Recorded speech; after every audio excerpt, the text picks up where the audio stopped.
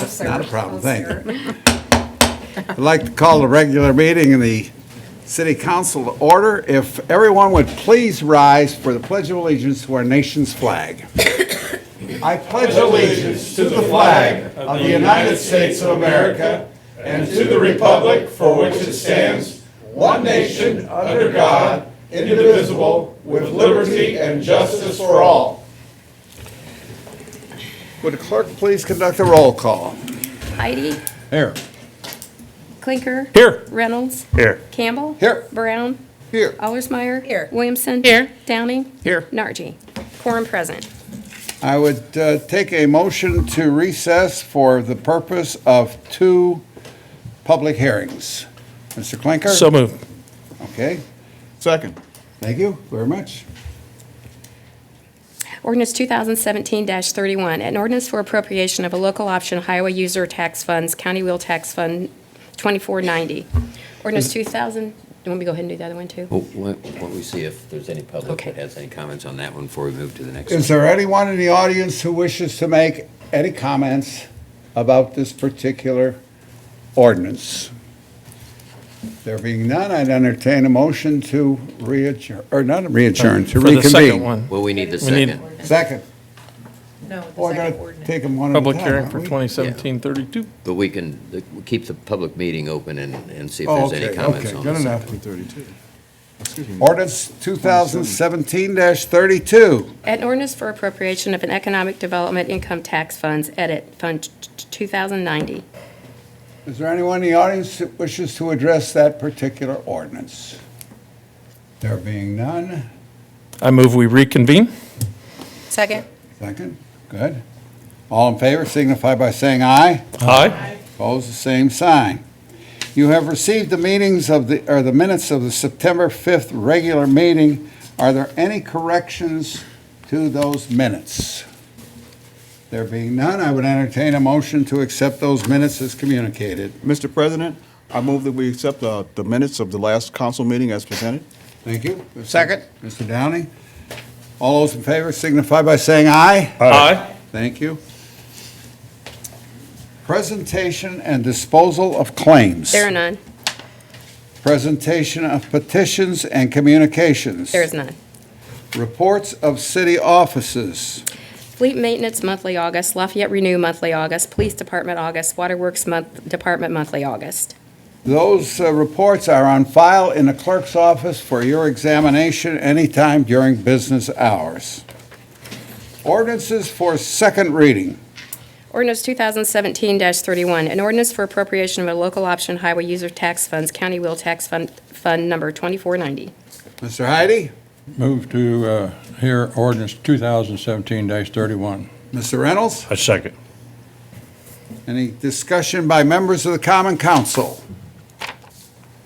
Mr. Jones? Mr. President, council members, before you, this ordinance is appropriating our local option highway tax funds. Typically, we provide a list of streets to be worked on.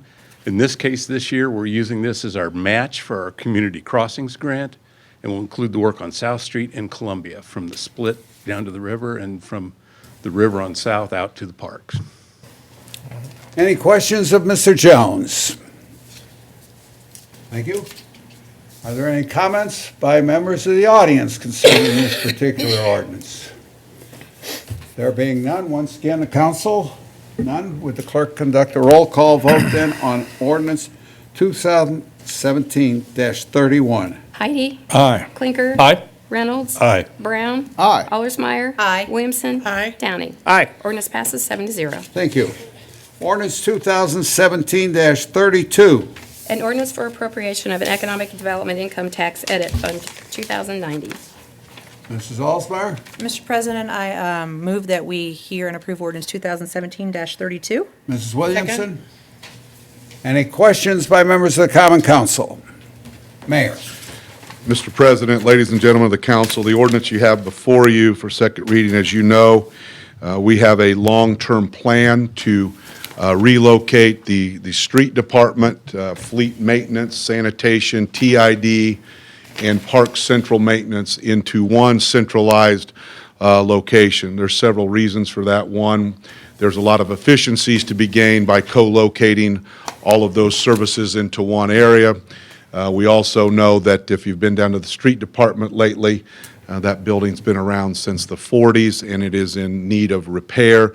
There is no reason to invest money into a structure that old. And again, those facilities no longer represent what would be the geographical core or the center of the city of Lafayette. So when it comes to dispatching trucks and equipment and manpower, this property that's out off McCarty Lane, kind of across the entrance from Cat Park there, really is just about the geographic center of the city of Lafayette. And so we feel from an efficiency standpoint and the need to build a new facility at some point anyway, it was in our best interest to locate those facilities and to co-locate them together, looking forward to the future. So you're appropriating $500,000 of edit, and that will go towards the purchase of that property and then a little bit of the site work necessary to begin to get it ready for the future.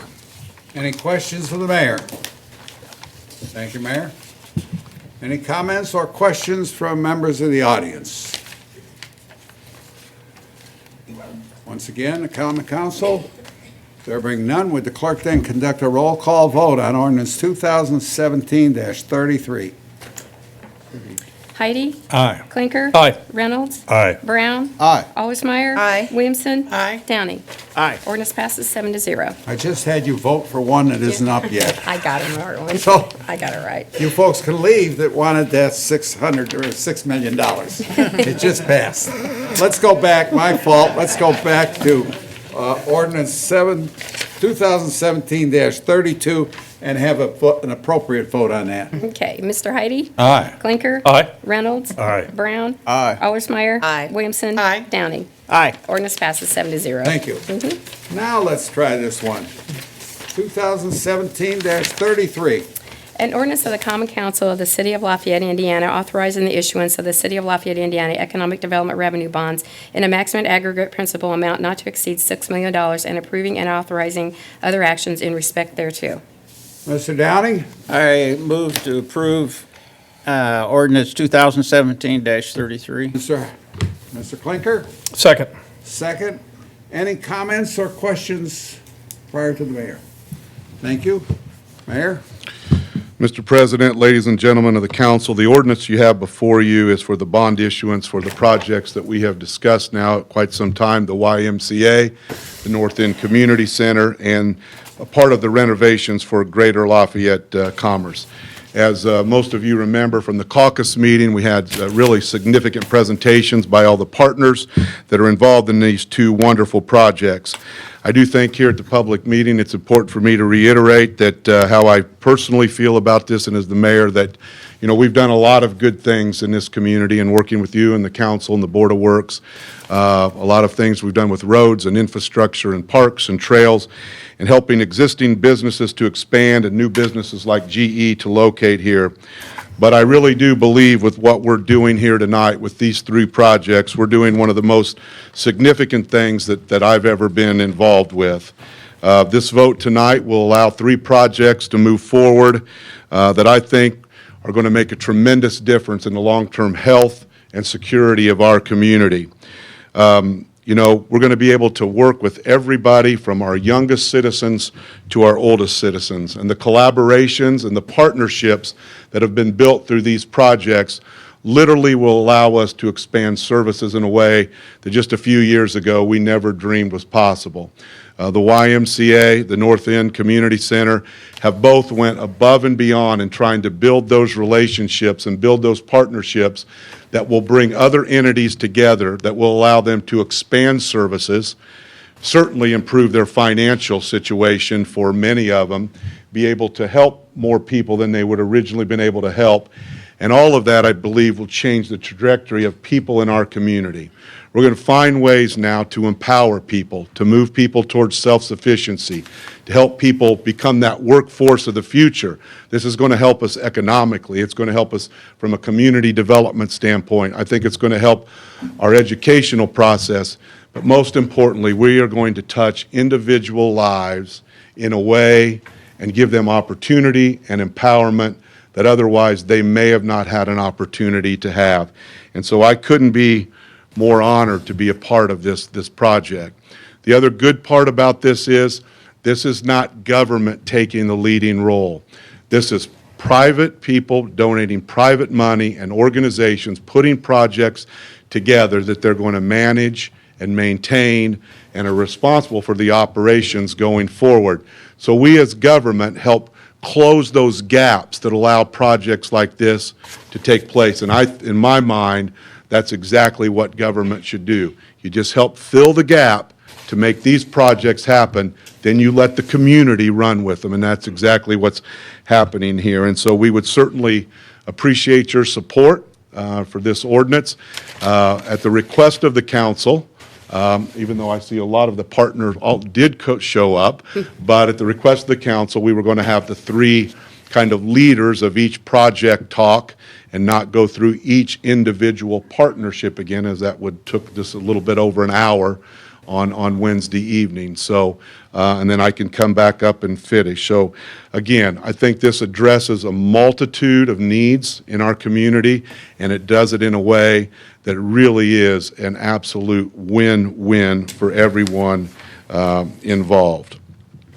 So with that, first going to start with Paul Kramer, who's going to come up and give an overview of the project involving the YMCA. How much time do you want to give? We will limit those presentations to 3 minutes. I know you've got a lot of the folks with you that are supportive of those, but if you can limit your comments to 3 minutes, I'll do that. because we've already passed the thing. Thank you very much.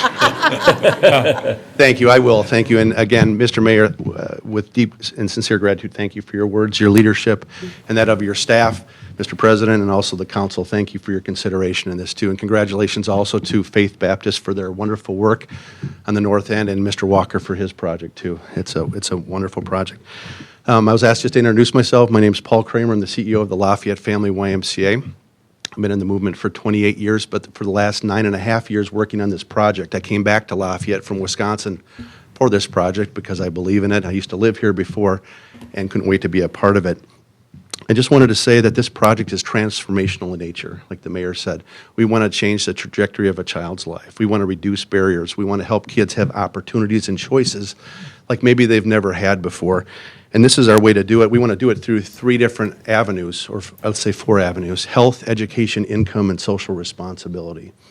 We know when one of those is out of whack, your whole life can change. Or sometimes 2 of those things are out of whack. So if we can address those issues and then help kids, especially when they're very young, learn how to govern them, learn the proper principles and let them govern themselves later in life, we'll make a big difference. And like the mayor said, it will strengthen families and will also strengthen communities. Each of our partners, we have 5 partners: Franciscan Health with Lisa here today, IU Health with Michelle Kreinbrook, Ivy Tech with Dr. Laws is representing Ivy Tech, and Sarah Fletcher from Junior Achievement, myself with the YMCA. Individually, these are all very strong organizations, but together, they're a wonderful organization that leverage their strengths, their visions, and their resources. And this was a partnership put together. We aren't just coexisting, but we are collaborating, and we're partnering in the truest sense. And it's not a 5 partners together equals 5, but it's really maybe equals 10, 20, 30, and beyond, because we're trying to impact kids, as the mayor said, prenatal kids, even in our prenatal exercise classes, through generations to come. And if I could just say, too, as those needs change in health, education, income, and social responsibility, this partnership through the YMCA will be adaptable and able to modify, so we'll meet those needs. What will health, education, and income look like in 10 years? How will it be different in 20 years or 30 years? And this project is ready to go, stands at the helm. We're going to be a speedboat, being able to go in and out and help, instead of like a bigger ship, a cruise liner, moving slowly. But with the city's help to close out this project, we're very grateful for this opportunity. And I just wanted to say thank you in advance for your consideration, and to see if, Mr. President, if there's any questions that we can answer. Anyone have any questions of Mr. Kramer? Yes, sir. Did I hear anything about senior citizens in that? There's a whole lot of senior citizens programs, sir.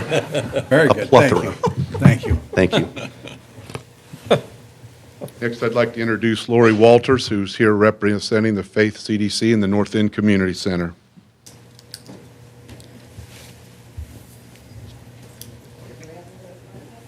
Thank you. Good evening. I'm Lori Walters, and I'm the Executive Director of Faith Community Development Corporation. And on behalf of Faith CDC and the 9 other collaborative North End Community Center partners, I'd like to thank the mayor and all of the people who have allowed us to get the project this far, and to the City Council for considering supporting this project. As a CDC, we want to look for ways to bring assets to our target neighborhoods in the community, and we also want to work along with people who have expertise and have for years served in the community, and we are thrilled to have these partners join us in this adventure. Also, for the audience who's here, there are brochures at the back table if you would like to take a copy, because there's so much information that won't be able to be shared tonight. So those will be available for you to take back with you as well. Our partners include Bauer, who will have Head Start and Early Head Start, Big Brothers Big Sisters. They will have office space, but as well as space for their mentors to meet with their young mentees, or their bigs and the littles can hang out together and also build community. We also will have Reclaimed Hope, which is a social enterprise gift boutique that has retail business vocational training. We have Shine On University that will provide vocational training and community service opportunities for adults with disabilities. We have Car Works, which is low-cost car repair with vocational training options. We have Family Promise, which is a shelter and a place for case management for up to 5 families experiencing homelessness, so they can work to be able to provide a safe and stable home for their family. We have Senior Center and from Jinx Rest, which gets to change its name because it won't be at Jinx Rest anymore. And they will also continue with Meals on Wheels. That will be programming for senior citizens, and then the thousands of meals that they deliver for nutrition, low-cost options for the senior citizens and disabled in our community. We also have Hannah Center, which has been a bulwark of community service on the North End for almost 75 years. They're going to move in-house with us, and they're going to have after-school programming continuing with that, senior citizen programming, summer camps, and their Minority Health Coalition. And we also, I think this is almost everybody's favorite, we're going to have a restaurant in-house, Flour Mill Bakery and Cafe, and we're promised good donuts and great coffee. So with all these shared amenities, not only will they be able to save costs, but they will be able to provide programming that they've never been able to before through the things such as the pools, the gyms, the athletic fields. As we talked about, because of shared common spaces, their operating costs will be driven down, so they'll be able to transfer more money into programming and to staffing through shared things like conference rooms, copy rooms. We're really excited. This will be on the bus line, so for many of our partners, that has not been an option in the past, so we're excited to be able to provide that. And it's also a place for other groups that won't necessarily be having dedicated space for them to be able to have extra spaces to do engagement in the North End through our community rooms and our co-working studio. So we're very thrilled and honored to be a part of this project, and can't wait to see what we can do together to strengthen the North End and our whole community. So are there any questions for me? What are the hours on the donut shop? I don't know, but I imagine early and late. Thank you. No calories. Any questions? Thank you very much. Thank you. I'd now like to introduce Scott Walker, who is the CEO of Greater Lafayette Commerce. Thank you, Mayor. Well, it's an honor to be here and being considered as part of this bond issue. The projects you heard about are great projects for the community, and we've been happy to support them in the process to get them in the ground and steel in the air. And so it's exciting to see the changes in the community, and we think our project is a great project as well. Greater Lafayette Commerce is your economic development partner, and we work hard to make sure that we put the best front forward for companies that are here in helping them be successful as their businesses have the opportunity to grow, but also in attracting businesses here. And so we're one of your storefronts. And in that, we are in this iconic building that sits at the corner of 4th and Columbia and has not been renovated in a very, very long time. So we're excited about what we can do on the inside to make it a gem for the community and that storefront, so that when businesses come into town, they understand that we are a high-tech, advanced manufacturing center for the country, and that their businesses can be successful here as well. So we've launched a new strategic plan as part of this renovation of the building process, and our goal is for Greater Lafayette to be a vibrant community where people, industries, and businesses come to thrive and be greater. And our focus is threefold: talent, jobs, and successful businesses. So with that, that's all I have tonight. I want to thank Cindy Murray for her support and the city clerk, all of your support for this project, Mayor Roseworski, and Dennis Carson as well for his ideas and support for everything that we do. If you have any questions, I'll take those. Thank you very much, Mr. Walker. Thank you. Any questions? None. Thank you. I did have the rendering. I forgot. I carry it with me all the time. So I do have it. So if you do want to see it, you're certainly welcome to. You might Thank put that on a phone or something, so, we can. It's a little easier to carry. Is the safe gone? No, the safe will be, all of the safes will stay in place. In fact, I don't think you could remove those safes without removing the building. Yeah. Keep them there. Yeah. Thank you. Mayor? Cut them out with torch. I'd like to now introduce Dennis Otten with Bose, McKinney, and Evans. Dennis is going to go through a little bit of the legal process, so you're comfortable with the process we followed. And after that, we'll have Jason Simler from Umball step up and just tell you a little bit about the financing piece and assure you, as I have, the city has very adequate ability to carry out this bond issue. Thanks, Mayor, and thank you, members of the council. For the record, again, Dennis Otten with Bose, McKinney, and Evans. We've been acting as bond counsel on this financing. And this financing is very similar to one that we did a few years ago, you might recall, for what we called kind of the 101 Main Street project. I say that in terms of structure. Obviously, the projects are different on this one, and they're all wonderful projects. Procedurally, what you have before you tonight to authorize this is a bond ordinance that's required by Indiana code. You have to adopt a bond ordinance if you want to fund this type of project.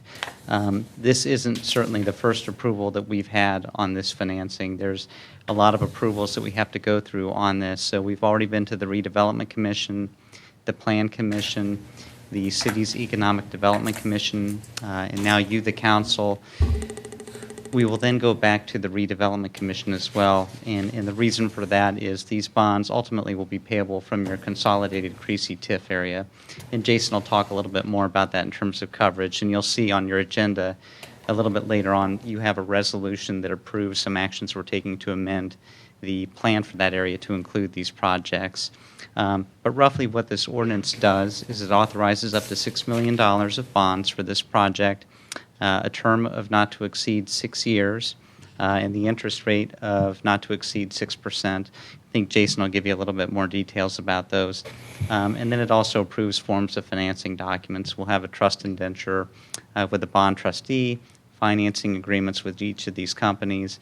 And as before, I'd just like to reiterate, when we do issue the bonds, the proceeds will go into a project fund. So they'll then be subject to disbursements for these projects that will ultimately be approved by the city. But with that, I'm happy to answer any questions. Any questions of Ms. Roden? Thank you. Thank you.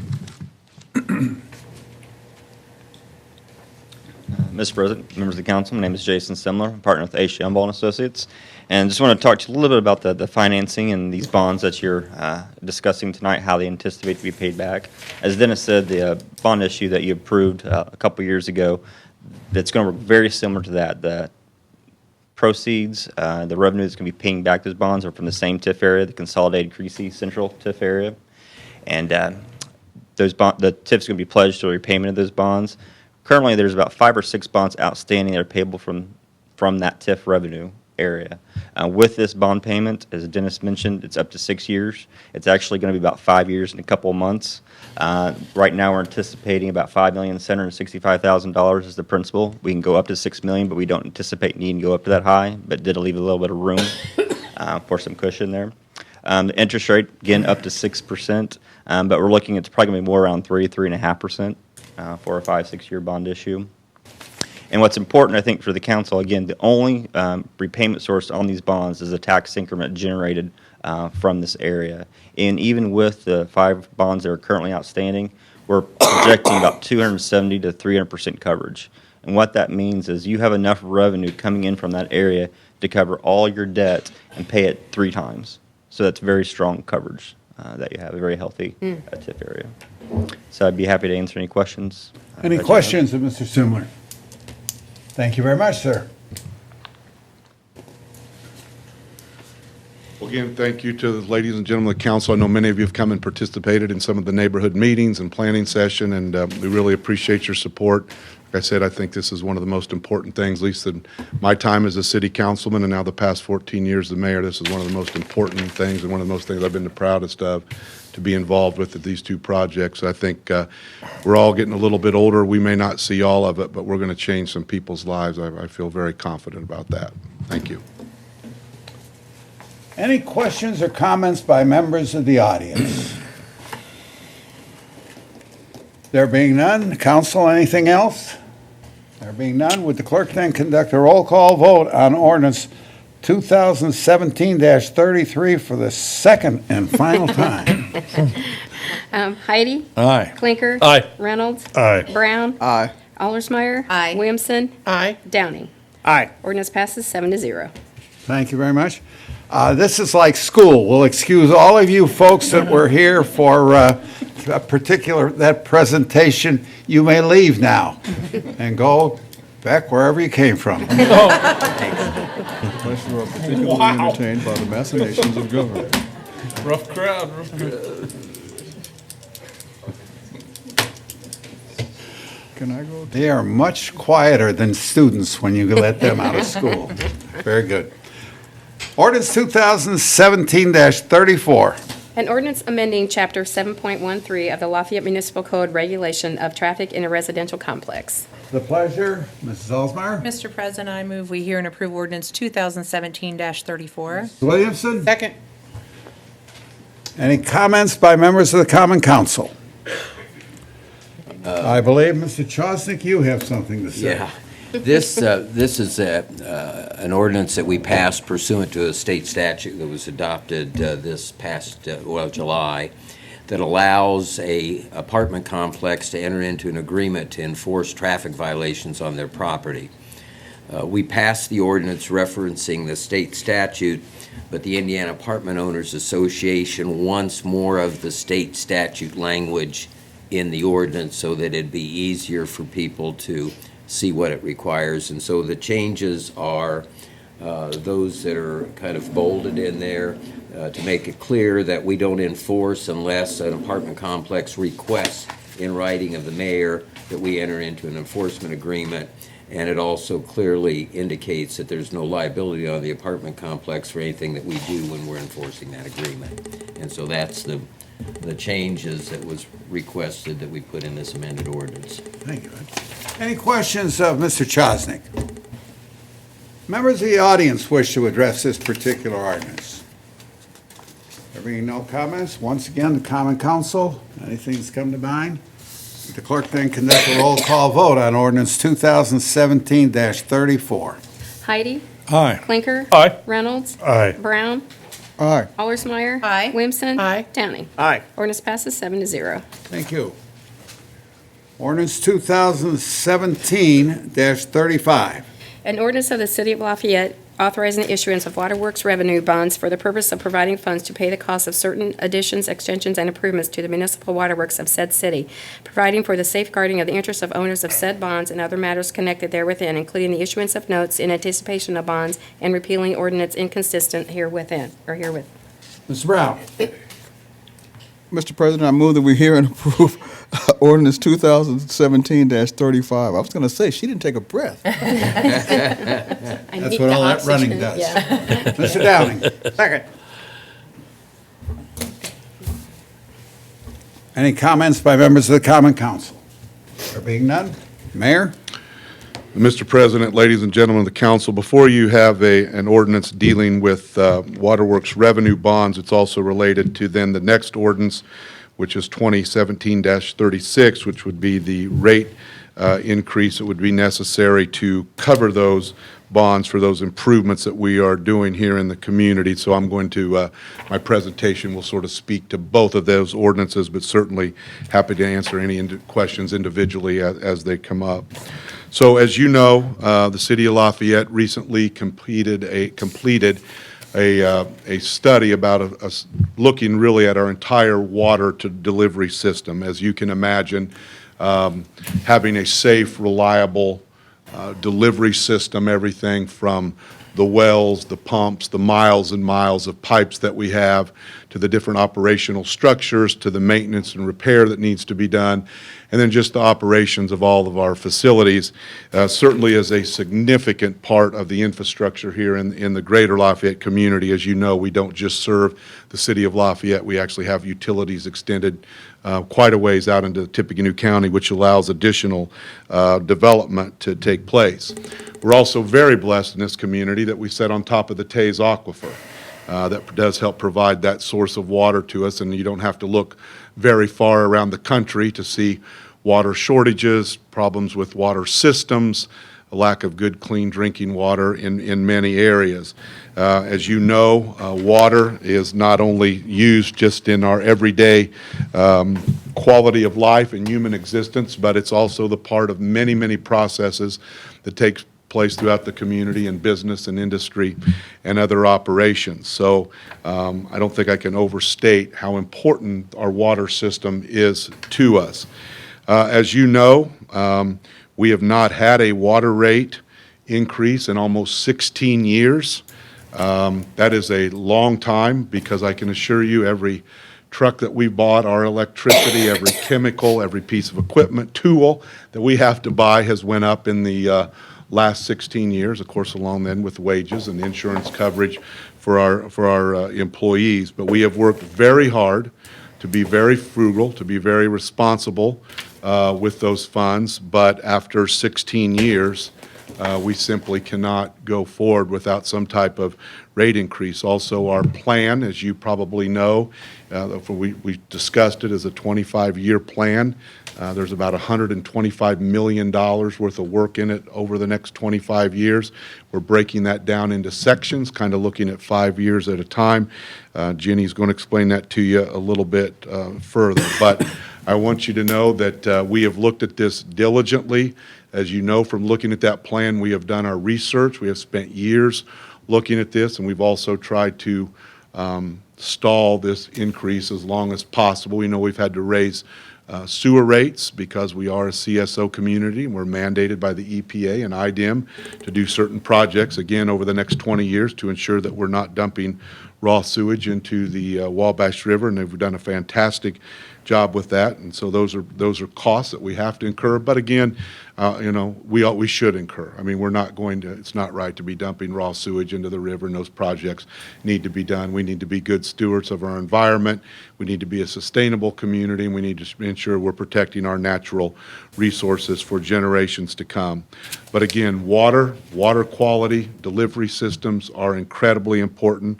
So we ask for your support of this, and again, I'm not sure I can think of any other utility or costs that have not went up in the last 16 years. So I feel like we really have done a yeoman's job trying to control our cost up to the very last opportunity. So with that being said, I'm going to turn it over to our superintendent of the water department, Carrie Smith, who's going to make a few comments, and then we'll be turning it over to Jenny Leschny, who's our city engineer, that will go through the process, and then I'll jump back up and introduce a few other folks that are here to also give you some additional information.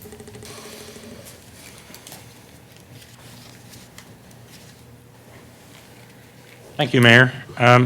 Without reiterating some of the things that the mayor has said, I would like to talk about some of the things that we've done over the last several years, 16 years or so, to reduce some of the costs we could at the plant.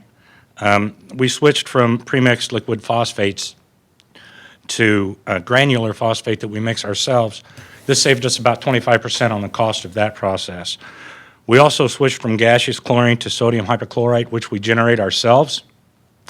Although this wasn't a cost savings, it eliminated a risk to the general public that could have cost the city quite a bit were there to be an illicit discharge of this chlorine gas. And one of the main chlorine gas places was Columbian Park Booster Station, and that's a very inhabited area, heavily populated. That could have been a disaster, and that's been eliminated. We switched the method of disinfection of our water supply. We now disinfect using monochloramines instead of breakpoint chlorination, which reduces the amount of chlorine needed to disinfect by approximately 40%, and we get better results. Despite all this, our chemical costs have increased approximately 55% in the last 10 years alone. As a result of these changes in our chemical use, our fire hydrant flushing times are greatly reduced. This also saves the amount of water we discharge during flushing and saves labor costs. Another cost savings that has been implemented is radio read water meters. In the past, we used to have to visit every water meter we read once a month. Now, about 60% of the meters that we read are read by radio. About half of those are read by simply driving through the neighborhoods with a laptop computer in the truck and gathering readings, which are then downloaded to the utility billing office. The other 30% of the meters that we read are read by radio towers throughout the city. These meters can be read instantly in real time, and those readings downloaded to the utility billing office to a computer without having to even send someone out in the field. So you can see the savings that we glean from that by reduced labor costs, fuel costs, vehicle maintenance costs, such as these. We read about 30,000 water meters. So if we were to have to go out and visit each and every one of these water meters, you can imagine how time-consuming of an experience that would be. These are some of the main things we've implemented at Waterworks to reduce the costs over these past 16 years or so. All while our electrical costs, our fuel costs, our labor costs, our insurance costs, and our chemical costs continue to rise. And with that, I would certainly entertain any questions. Thank you. You have some of the formulas on those things that you were talking about. Never. That's what Jenny's going to give. Yeah. Good evening, Jenny Leshny, City Engineer. I want to talk a little bit about the capital projects. Kerry talked about some cost savings. There's some really good preventive maintenance things that his department has been doing, and I don't know if you're familiar with those, but I'll just clue you into a couple because it does save us quite a bit of cost. There is a contractor that we have every other year comes out and turns all of the valves in the city, and you've probably seen them around town turning the valves. So most communities don't do that. The valve works when we need it to work. If you turn it and it doesn't work, then we go out there and we repair them and we fix them and we keep those things operational and working well. If we don't do that, you go to turn off a valve or change the direction of flow in the water, you can break mains, you can break valves, you don't have your fire flow when you need it. So those kinds of preventive maintenance things they do. They also, during the hydrant flushing, they check the fire hydrants, inspect them, make sure the watch valves are working, make sure the glands are fixed, and they do a very good job keeping all of that infrastructure maintained, even though it's very old. So I want to talk a little bit about old infrastructure. Our water treatment plants have been around since, I think 1860 for the Canal Road water plant. That's a long time for a lot of those facilities. Now, our pumps aren't that old, our wells aren't that old, but all of those things need to be upgraded, and we need to take care of that type of infrastructure. We also have a booster station up at Columbian Park. It can pump about 5 million gallons into our upper system. Well, we don't need 5 million in our upper system. We need 9 or 10 million in our upper system. So we have a little pinch in the line, so to speak, so that as we're looking to the future and we're looking to growth, if we can't get the water into the system, we need to have other means to do that type of thing. So a couple of the required improvements, you all saw that large book. Wessler Engineering did a fantastic job at evaluating all of our infrastructure, from the water mains to the pumps to the plant and to the booster stations and to the water tanks. But out of that report came a series of improvements. There's some short-term project improvements that were needed, which were the 5-year improvements that the mayor talked about, and then the long-term, which was the $125 million worth of improvements. But I'm going to read off just the list of the short-term projects, and most of these were looked at from a business risk. So what is the risk of the Columbian Park booster station going down? Well, the risk is pretty significant when a good portion of our city would be out of water. So those things were looked at and prioritized and given a scoring. So when we say these 5 projects, or these 5 years of projects are together, they rose to the top of this list based on business risk. And then some of the water main projects, we looked at, were we already going to do a road project there? Was there already other infrastructure planned? And so that got a different scoring maybe than one that didn't, or one where we have just excessive breaks and we also needed additional fire flow. So some of those ratings were changed. So the top projects are the GLIC business risk exposure improvements. This has to do with a emergency generator at the GLIC plant. On-site sodium hypochlorite generation, Carrie talked about that at the GLIC plant. A new booster station at Murdoch Park to be a redundancy for what we have at Columbia Park and also get that additional flow into the upper system that we talked about. The Columbia Park, doing some renovation there is a leak in that tank, so drawing that down and fixing the leak in that tank, allowing that to be used at full capacity. A new water tower at the Weah Ridge School. That water tower has been planned. It was planned in the other rate increase. We were not able to build it because shortly after that rate increase, we had 9/11, and so a lot of the priorities had to shift, and we had to look at security and risk and a lot of other things, like eliminating chlorine gas and some of those issues, so we were never able to fund that tank. So that is definitely in there for fire flow. The Vinton subdivision has a lot of broken mains, so Vinton subdivision, South 4th, Tice Court, and Woodview Court water mains, Meharry Street, Vinton Street, North 21st Street water mains, Wabash Avenue, Sagamore Parkway. Now, the Sagamore Parkway water main is being constructed currently, so it isn't, we're not going to get Sagamore done and they go tear it up and put a water main in. So that project we're moving ahead with that. The Greenwich Road, Haverford Drive, Hampton Drive water main, Brown Street's water main. We're not going to tear up the brand new Brown Street again. That one is already in the project. Westridge Circle, Edgelea addition, Birch Lane, and then some automatic hydrant flushing equipment. That's equipment that goes at the end of the line. We have a lot of mains that reach out and are dead-ended and would have some stagnant water, so this allows some automatic flushing to allow that water to move and have good water quality at the end of the pipe. So that gives you a good idea of what those initial projects are. So what does that mean for the rate? Those total $25,617,000. So what that means for the rate is a 2-phased rate. Phase 1 increase would be just short of 36%, and Phase 2 increase would be just short of 11%. Now, those percentages sound really large, but I would like to translate into that to dollars, because our rates are so low. The dollar amount is a lot less than that. Sorry, the wrong page. So if you would look at a typical monthly bill for residential, it would be about 5,000 gallons a day. So currently, that present charge is $12.13 a month.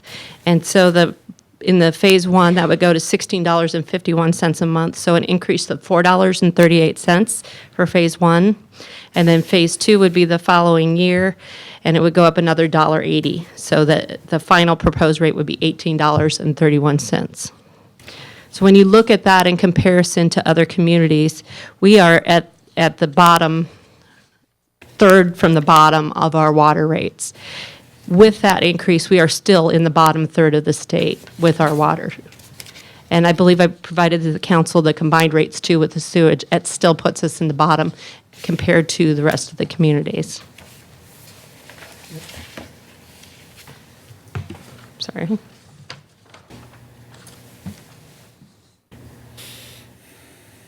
So our next steps, we have a timeline proposed for implementing these rates, and this will be the first introduction of the reading, and then the second reading would be in the November meeting, and I'm going to turn it over to some of our other folks here to talk a little bit more about how the rates were calculated and the bonds and the process going forward.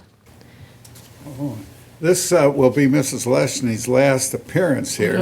She is going. I'm coming back for November. Oh, good. She's going into private practice or industry, and we'd like to thank you for all you have done for the city of Lafayette. It's been a and your pleasure. engineering department. Thank you very, very much.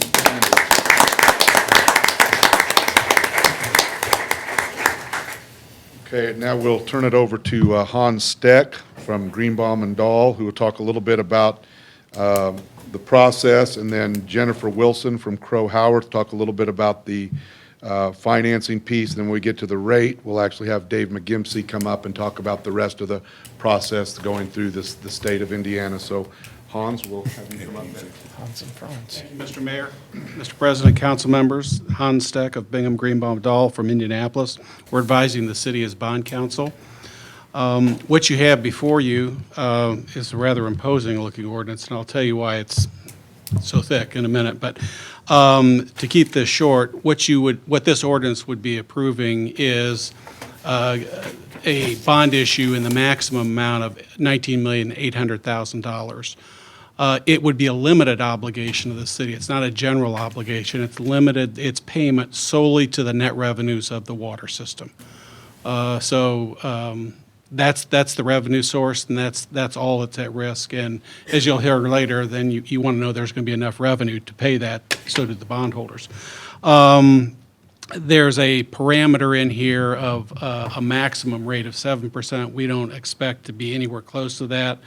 The reason we put something like that in there is the schedule for the bond issue will, even though you need to hopefully adopt this ordinance after your two meetings, then it has to go to the IURC for all the rate work, and the IURC won't consider those unless the city has already indicated that they've approved the bonds. So all that rate work will have to take place, and then once it's successfully completed, we come back and then issue the bonds, which is probably not likely to happen until sometime in 2018, probably end of the first quarter, hopefully beginning of the second quarter. But that depends on how fast Mr. McGimsey can move the IURC along, Mr. Magician.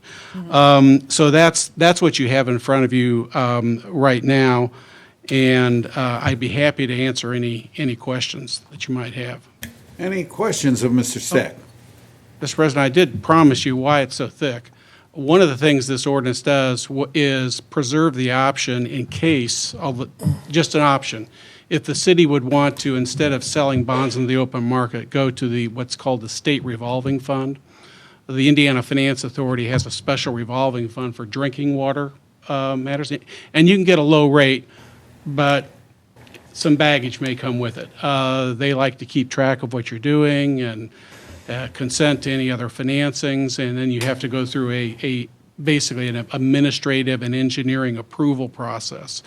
So that's there if it would make sense. If it doesn't make sense, forget it. But that's one of the reasons why this is so heavy. Mayor, would you like to look into that and see what happens there? I'm sure that we have everything is above board, but Yeah, Jeannie can take it. Okay. We'll look at both options. Sure. We wrote Wessler worked on the capital plan. We wrote that assuming that we would make that attempt. Good. Mm-hmm. Thank you. I'd like to do it without the baggage. Ms. Wilson? Jennifer Wilson with Crow Horwath.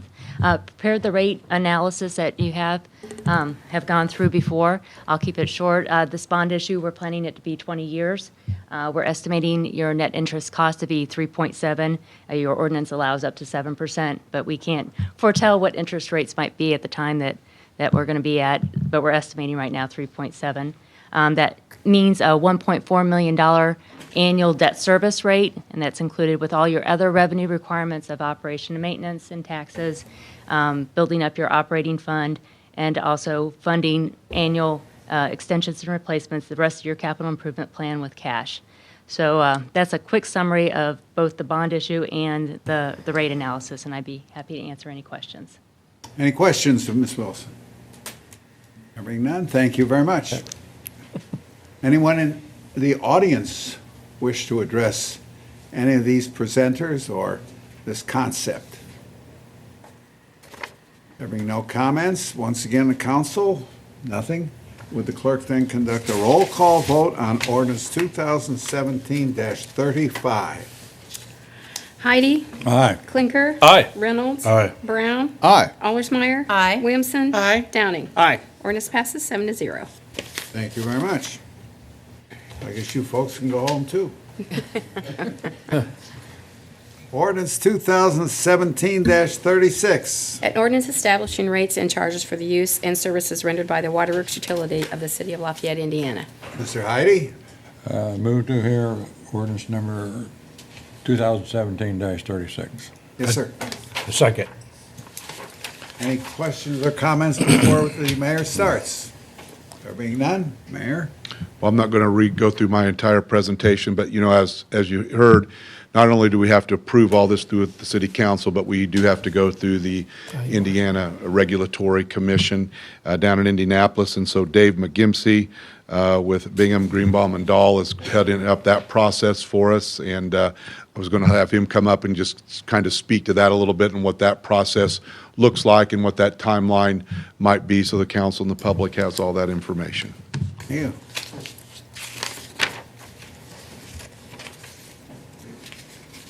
Thank you, Mr. Mayor. Mr. President, members of the council, my name is Dave McGimsey, as Mayor Roseworski indicated. I'm a partner with Bingham, Greenbaum, Dahl, practicing in the utility area. And what we're in for this rate increase is the first step of a two-level process. So the two levels are obviously the city council level as well as the state level. So you will have an introduction of the ordinance, as you've just done. You'll hold a public hearing at your next city council meeting, and then if you so choose, you pass the ordinance. And after the ordinance is passed on second reading, that's when we go to the state Indiana Utility Regulatory Commission, and that is a very involved process. It involves filing a petition for relief and a lot of evidence. We'll have numerous witnesses testify as to engineering, financial matters, as well as matters pertaining to the city and the operation of the utility. The Office of Utility Consumer Counselor is a state-mandated party in every case before the IURC, and they're going to double-check all the facts that we're going to set forth. They're going to conduct discovery, they're going to ask a lot of questions about the utility, they're going to come out and do a field visit and ask to see all the books and records and make sure that everything's in order. At that time, they will file their case about what they think the rate ought to be. And hopefully we can do a good enough job that we settle the case so we don't have to actually go to a hearing and have an actual litigated trial over it and save you some money that way.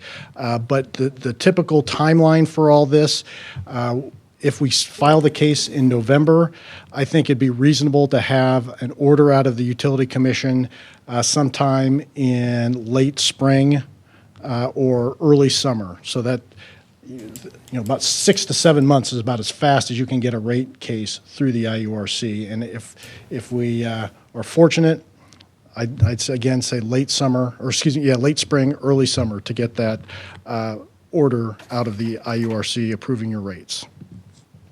I'm more than happy to answer any questions you may have about the IURC process or this process here before the council. Are you going to do all that, Dave? I will do all of it with plenty of help from the city and its consultants. Bring your A game. It's here. Thank you, Mr. President. 2 for 2%. Any questions by members of the audience? Common Council? I just want to know if we're going to have any, if we have any problems between the time that this rate increase is granted or not granted or whatever. If we have major main breaks, issues like that, we're just stuck with that cost, right? Well, I mean, we're certainly going to fix it. We've managed our money that we're okay, but looking forward with the projects that we need to do and looking to the future, I mean, we need this, and we need to do some major replacements. But if there's just some emergency break, we'll be able to handle that. We actually fund some money through the council and through the Board of Works for emergencies that we might incur. So we'll be okay on this, but we really have waited, trying to be very conscious of how we spend our money and conscious of that we had to raise sewer rates. We really have waited here till the, kind of the last minute to to do this, being cognizant of our folks on fixed incomes and things like that, but it's time to do it. But we've got a cushion, we have a rainy day fund, we have an edit rainy day fund, we have some depreciation funds, so if there's an emergency, we'll be able to handle it. Yeah, well, because you know where I am. Yeah. If it's got to be done, we need to do it. Yep. The city has to run. So you have my support on this. I certainly appreciate that, Counselor. Thank you. Any other questions or comments? There being none, would the clerk then conduct a roll call vote on ordinance 2017-36? Heidi? Aye. Clinker? Aye. Reynolds? Aye. Brown? Aye. Allersmeyer? Aye. Williamson? Aye. Downing? Aye. Ordinance passes 7-0. Thank you. I will accept a motion for a public hearing on the 6th of November, at 6:31. So moved. By Mr. Clinker. Is there a second? Second. Second, Mr. Downing. All those in favor signify by saying aye. Aye. Opposed, same sign. Thank you very much. Don't we have to have one on ordinance 2017-35? No. Probably, No. Is that, that's the bond, or just on the rate ordinance? If you want to get together or something, we can do that. Well, just do it. Okay, good. Ordinance 2017-37. An ordinance fixing the salaries of the appointed officers and employees of the City of Lafayette, Indiana for the year 2018, excluding the sworn protective occupation and law enforcement members of the police and fire departments. Yes, sir. Mr. President, I move to hear and approve ordinance 2017-37. You a second? Second. Who was that? Mr. Downing? That was Mr. Downey. Okay, thank you, Mr. Downing. Any comments by members of the Common Council? There being none, Mayor? Mr. President, ladies and gentlemen of the council, before you, really the next three ordinances, 37, 38, and 39, deal with the 2018 budget as it pertains to salary increases for the appointed and employees of the City of Lafayette, the sworn and protective occupations, police and fire, and then the elected officials ordinance. This year, we are starting with a 3.5% raise across the board for our employees. As you know, we always do the best we can with those raises for our employees. We have a tremendous team here that get a lot done and really work on a skeleton shift. And as Mr. Campbell talked about, we really are going to miss Jenny, and I was going to say something at the end, but Mr. Campbell jumped that in there, and that's fine. No, you have seniority on me. But just to give you an example, Jenny's our city engineer, and she's our director of public works. She oversees TID and helps with things down in the street department. Most cities, that's 4 jobs. In Lafayette, that's 1 job. And so what we really try to do, look at the salaries and see how we can best compensate our employees for the great job that they do. 3.5 is where we're going to start. And as I told you at caucus, Mike Jones is still finishing up some of the calculations because we had not received all the information from the state, and we still might have to make a few adjustments. So there's possibility that number could come down a little bit. We hope not, but as you know, we stay balanced. We're fiscally responsible with our funds, and we don't take those risks. And so you'll hear from Mike here in a little bit later on. I feel pretty confident it will stay in place, but just I want to put that out for the public record, just in case we have to make a change between now and the second reading, but I don't anticipate that.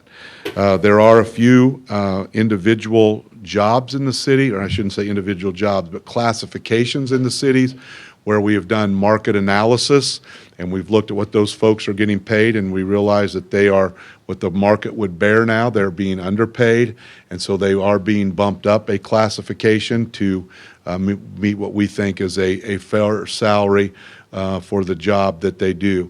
The good thing about that is, and she's not here, but I really want to thank Kim Murray, our HR director, and her staff. Years ago, the city paid significant amounts of money to have outside consultants generate those comparisons for us and those analysis, and Kim and her staff do all that work in-house now, saving us a considerable amount of money, but it's very time-consuming, but I do want to thank them. So 3.5 is what we're presenting for you today, really for the next 3 ordinances. Mike will talk a little bit in the overall budget. There were some classification changes for different positions throughout the city. Mayor, this question may be directed at Mike, but where does insurance figure into all of these things? Mike is going to, yes, sir, I'll be happy to answer too, but Mike, that is part of Mike's actual presentation, and I don't want to steal his thunder because then he won't be happy, and he signs my paycheck too, so we have to be careful. Not going to make him mad. Not going to make the controller mad, no. Thank you. Any questions of the mayor?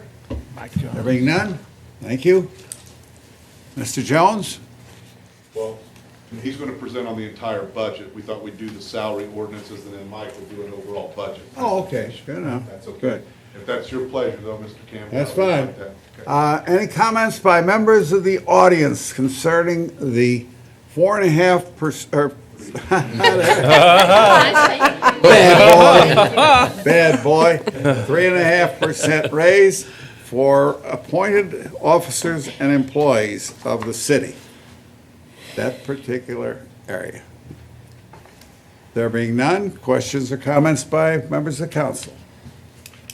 Would the clerk then conduct a roll call vote on that particular ordinance, 2017-37? Heidi? Aye. Clinker? Aye. Reynolds? Aye. Brown?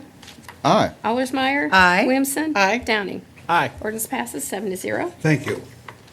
Ordinance 2017-38. An ordinance fixing the salaries of the sworn protective occupation and law enforcement poll members of the police and fire departments of the city of Lafayette, Indiana for the year 2018. What's the pleasure, Mr. Clinker? I move we vote on 2017-38. Mr. Heidi? Second. Any comments by members of the common council? Members of the audience? What does the word poll, that acronym, what does that tell me? P-O-L-E? Police, occupation, law enforcement. Police, occupation, Protective Or protective occupation and law occupation, enforcement. sorry, and law enforcement. protection, occupation. Protective occupation and law enforcement. Police Thank and you very fire. much. Appreciate that. Sorry. Okay. Any comments by members of the audience? There being none, once again, the council, would the clerk then conduct a roll call vote on ordinance 2017-38? Heidi? Aye. Clinker? Aye. Reynolds? Aye. Brown? Aye. Allersmeyer? Aye. Williamson? Aye. Downing? Aye. Ordinance passes 7-0. 2017-39. An ordinance fixing the salaries of elected officials of the city of Lafayette, Indiana for the year 2018. Mr. Downing? I move to hear and approve ordinance 2017-39. Mrs. Williamson? Second. Thank you. Any questions or comments by members of the common council? Mr. Jones? Mr. President, council members, thank you. This particular ordinance addresses your salaries, the mayor's and the clerk's, 11 total people. It is also at 3.5% at this point in time, and the effect of that on the property tax funds is roughly $5,800. Translate that, please, for everyone. What, 32 cents a week. that would be the amount that it raises the general fund and the property tax funds by. It would add $5,800 to it, and that's it. Thank you. Any other questions of Mr. Jones? Having none, members of the audience?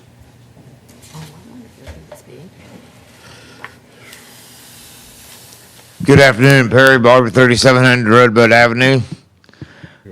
I think we could use the money that Mr. Jones has broke down to for the all the elected officials. Use that in something else more worthwhile. I'd say no. I don't think we need it, but I think we could use it for something else more important for the community. Thank you, Mr. Barbie. Any other comments?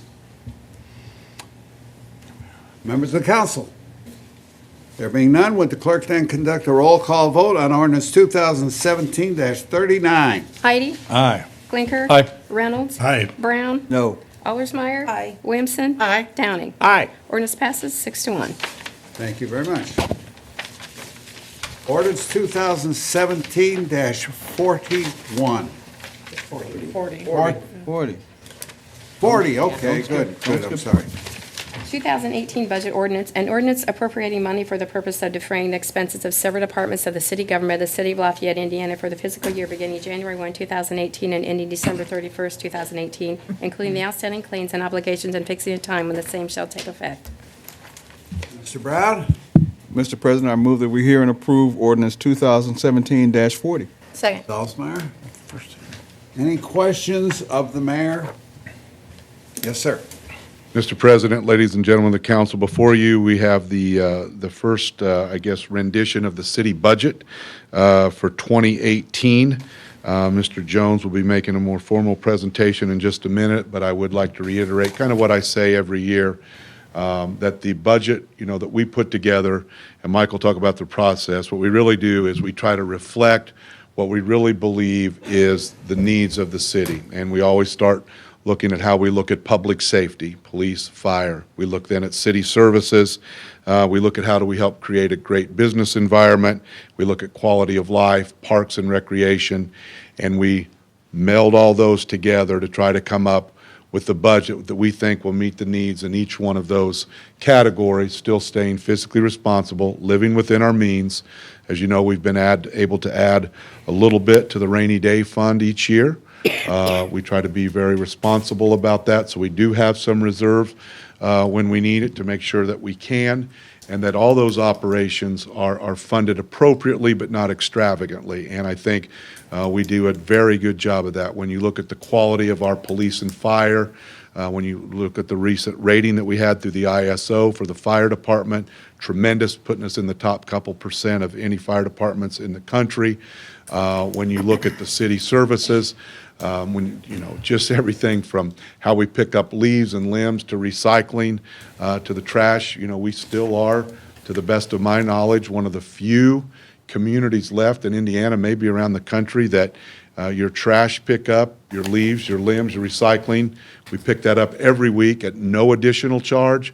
What you pay in your taxes cover that, and that is not, I can tell you, that is not easy to do, and that's why many places currently charge an additional fee for trash pickup on top of the property taxes that you pay. So we work very hard to look at public safety, city services, quality of life, how do we create a great business environment and bring all that together when we look at this budget. So I think that's important that you know that kind of philosophy behind it, and then we try to use those resources in the best way that we can. And I will tell you, as Cindy will I think will join me in thanking our city employees and the collaboration that we do have. I can tell you we save a lot of money because when we have projects, everybody pitches in. If we have something going at the park, and street can do part of it, and the water department can do part of it, and the sewers, Renew can do part of it. Everybody pitches in to help save money. We also use technology. We've looked to the future. This council supported us when we installed the new Tyler Munis. It was an $800,000 enterprise system that literally runs the city. It's a computer system that does everything that we need to do. But again, it's already paying dividends in efficiencies that it's created for us as we look to the future. And so we really sit down and look at all of those things as we put this budget together. As you know, we do a lot of different things, from police and fire and parks and picking up trash and leaves and purifying water and treating water and putting it back in. We have to do a lot of different things every day to keep the city of Lafayette running. And so again, thank you to each and every one of you for what you do, the support that you've given us in the past, and a big shout out and thank you to all of our team members here at the city of Lafayette. They're the reason we can get all that done and still live within our means. They're very cognizant of their role and their responsibility to our taxpayers. And with that, I'll turn it over to Mr. Jones, our controller. Mr. Mayor? Yes, sir. You mentioned the rainy day fund. Do you have an approximate figure on that? Mike? $4.2 million. Thank you. We have a little over 1.1 in edit. Correct. Thank you. Mr. President, Mike Jones, Controller. As the mayor had mentioned, this process hasn't changed a lot in the years that I've been here, we do try to work off of a zero-based philosophy where we take a look critically at each position and each line item in the budget. One of the things that was a little different this year is due to the Munis software, the department heads were able to enter their own budget requests. I have met with them, and as we go further in this process, we'll be meeting again to go over everything that needs to be done.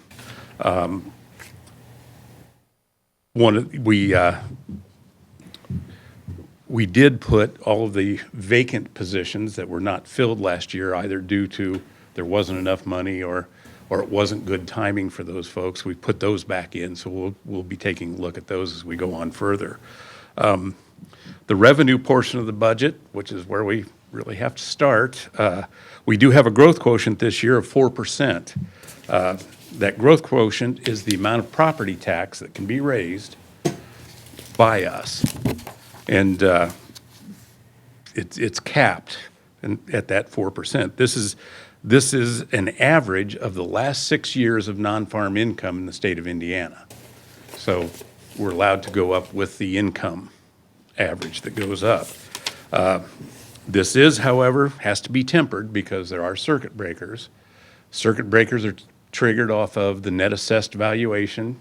We don't have our total net assessed valuation right at the moment, but I suspect that it will not go down. I can't see how it would go down greatly here, but in any event, we do have the 4% increase with a touch or with a calculation to take care of circuit breakers. Another big item for us is our LIT, our local income tax. Formerly, it was known as COIT and EDIT. It's now combined into LIT, and those taxes this year were flat. We've had pretty good increases the last 2 years, but these are 2 years in arrears. And 2015, the last part, and 2016 were kind of so-so in the terms of growth, and so it probably shouldn't have been totally surprising that it came in flat. But that did not stop the city from doing things. And we continue to grow. We continue to have increases in various service revenues and other related revenues, such as our building permits, our licensing fees, and so on. So at the end of the day, we're looking at an estimate of about 4.85% increase in revenues. As the mayor had mentioned, on the expense side of the ledger, our salaries and benefits are of municipalities and quite frankly for the private sector represent the largest category of our expense. We have plugged in 3.5%. We have been very fortunate with our economic growth here.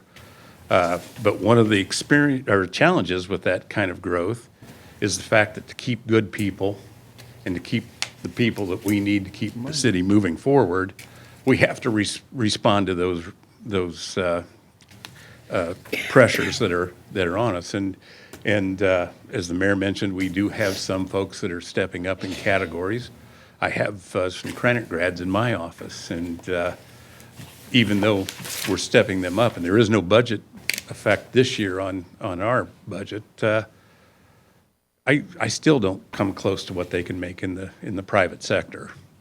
So we do have to do that, and it's even true with our temporary help. You see salaries, advertisements for jobs cropping up for $12 an hour in the fast food business. There are a lot of pressures to keep the folks that do the job for us on board. Insurance, again, is a huge part of our budget. Across the nation, the average health care rate was estimated to be between 10 and a 10.5% increase. I had originally budgeted a 12% increase, and that's what I got into onto our or what's not really an advertisement, but our public notice that we upload to the state's DLGF gateway process. But once again, due to it used to be the IAC, the AIM Medical Trust, we know that that's about 3% high. So we do have some place to start cutting. once we do that. If we were to be on the open market ourselves, it would probably cost us 19%, somewhere in that area. Fuel, most experts are predicting a modest increase this year, but because you have allowed us to participate in the Indiana Bond Bank fuel budgeting program, we have not had to raise any extra funds or transfer dollars to a fuel line since that time.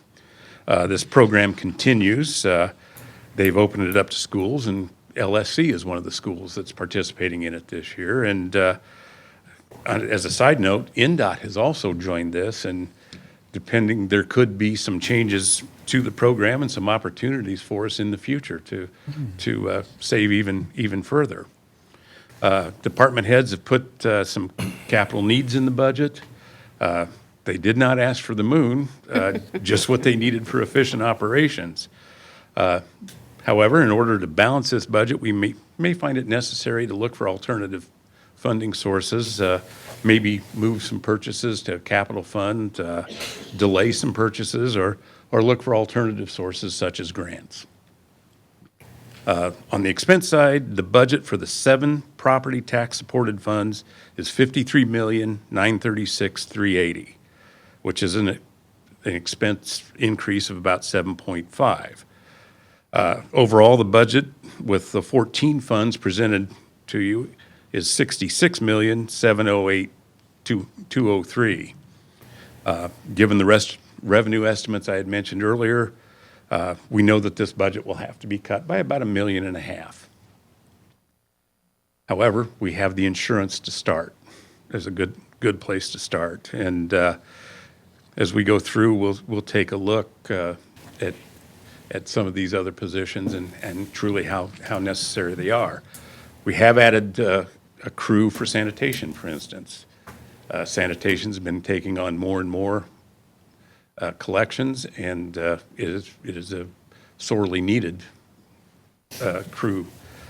Parks has added some laborers. The parks are looking great, but as we continue to make them look that way, we still need to have crews to do the job. So all in all, we know we have some cutting to do.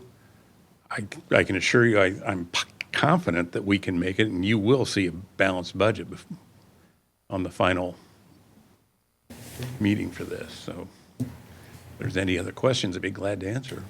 Anybody have any questions of Mr. Jones? Thank you. Thanks for your work. Any questions by members of the audience? There being none, once again, the council. There being none, would the clerk then conduct a roll call vote on the budget? Heidi? Aye. Clinker? Aye. Reynolds? Aye. Brown? Aye. Allersmeyer? Aye. Williamson? Aye. Downey? Aye. Ordinance passes 7-0. Thank you. Ordinance 2017-41. 2018 GLPTC budget and ordinance appropriating money for the Greater Lafayette Public Transportation Corporation as required pursuant to Indiana Code 6-1.1.7-20. Sorry. Any questions by members of the Common Council? Yes, ma'am. You must be Amy Yes, I am Amy Brunette, Controller of City Bus. Oh, I also President? brought Burnett. with... Excuse me. Go ahead. I move to hear and approve Okay, thank you. ordinance 2017-41. Sorry, Amy. I just want a second that. Second. My fault. Not a problem. Go ahead. All right, I brought with me Bryce Gibson in case there are any questions that have to do with development.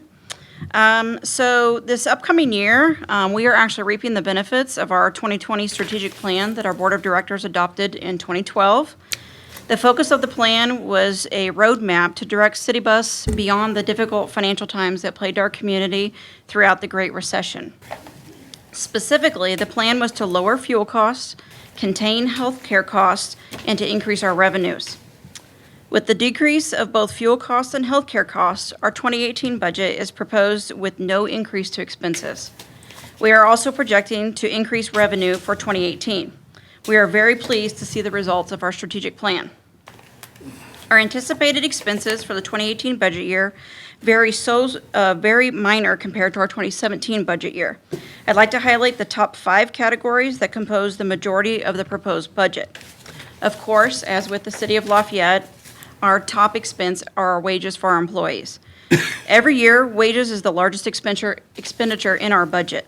The total increase of wages across all departments is projected at 3.5%. Operator and maintenance wages are governed by our collective bargaining agreement with their local union. For 2018, they will receive a 2.4 contract rate increase. Also contributing to the overall increase are added hours for vacation and personal days for our union members that were negotiated in the last contract, and also additional service hours for Lindbergh Express and Klondike Express routes. For the administrative staff, we are proposing a maximum rate increase of 3%. Healthcare premiums and life insurance. At our last renewal in July, we received actually a surprise of a premium decrease for both our health and our ancillary products. This policy year that we just started in July will run through June 30 of 2018. So while we have fixed premiums for the first 6 months, we actually increased we estimated a premium increase for the last 6 months of 25%. Now, like was stated earlier, we go by ourselves out into the market, and so we have seen increases this large. We're hoping that this is a high estimate and it's not actual, but we feel that the low premiums that we received this year might have been just buying our business, and so we're trying to be proactive and anticipate a generous increase next year. So we have used the 25% in our budget calculations. Even with these projected increase for our premiums, our proposed budget is 11% less than our 2017 budget. The next line item to address is the Public Employees Retirement Fund. City bus employer contributions to PERF are set annually by the state. Our current contribution level is 11.2% of participating employees' gross wages. It is expected that as wages increase, so also will this number increase. So our 3% projected increase for 2018 is right in line with our budget wages. Our next line item is the repair parts for revenue vehicles. Our 2017 budget is projected to fall short in this category. For that reason, we are estimating spending $325,000. If you notice, for our 2017 budget, we did not have that in our line item. So for 2018, we're proposing a larger budget for this line item at $330,000, which will put us more in line with what we're actually spending. For this reason, our proposed increase is skewed when compared to the 2017 budget, as it reflects a 24% increase, when in actuality it'll be closer to 1.5%. Diesel fuel. Now, 3 years ago, this line item would have been in one of the top 2 or 3 expense lines, but with the combination of falling oil prices and the introduction of CNG buses into our fleet over the past 2 years, we are projecting a decrease of approximately 39% for our 2018 budget year. With the price of a barrel of oil teetering between $40 and $50 a barrel, we've used $1.75 per gallon to be on the safe side, just in case oil continues to rise. Savings in fuel costs allow City Bus to continue the expanded service to IU Health Hospital and medical offices and additional hours on routes as they are needed. So next, let's switch to revenues. Our forecast for our program revenue, which consists of our fares, advertising, leases, and contract revenue, is projected to increase 6% compared to our 2017 budget. This increase is a result of adding more apartment complexes into the mix in the past year and also continued exterior advertising. We have a 2-year contract with Purdue that began in July of this year. This contract, while slightly a decrease in the daily rate, will provide us with 2 years of known revenue. The Public Mass Transportation Fund provides us with operating assistance from NDOT, and it is projected to increase 3.5%. FTA operating assistance is programmed at a slight 3% decrease. We actually cut these funds back on our proposed budget and increased our formula funds for capital expenditures. The local economy continues to improve, and our property tax growth is projected at 4% for 2018. So in conclusion, our budget year 2018 is actually shaping up to be a very healthy year with no overall increase in expenditures and a slight increase in revenues.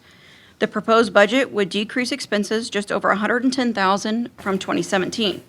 With last year's revenue sources increasing, along with continued fuel savings and healthcare savings, we don't expect any significant changes in the upcoming year. Amy, I'm like the population of this country. I'm confused by this medical insurance. Mm-hmm. Why is yours at 25% and the city's at 10.5? Aren't you a government entity? We are. Actually, that might be something I would like to have a conversation with Mike when I heard that. I'd like you to have one too. Okay, go ahead. Just real quick. We would be there, but well, we're in our 5th or 6th year. If you remember, Lafayette and West Lafayette were the first 2 cities in Indiana that pooled together to buy health care insurance together to try to reduce costs.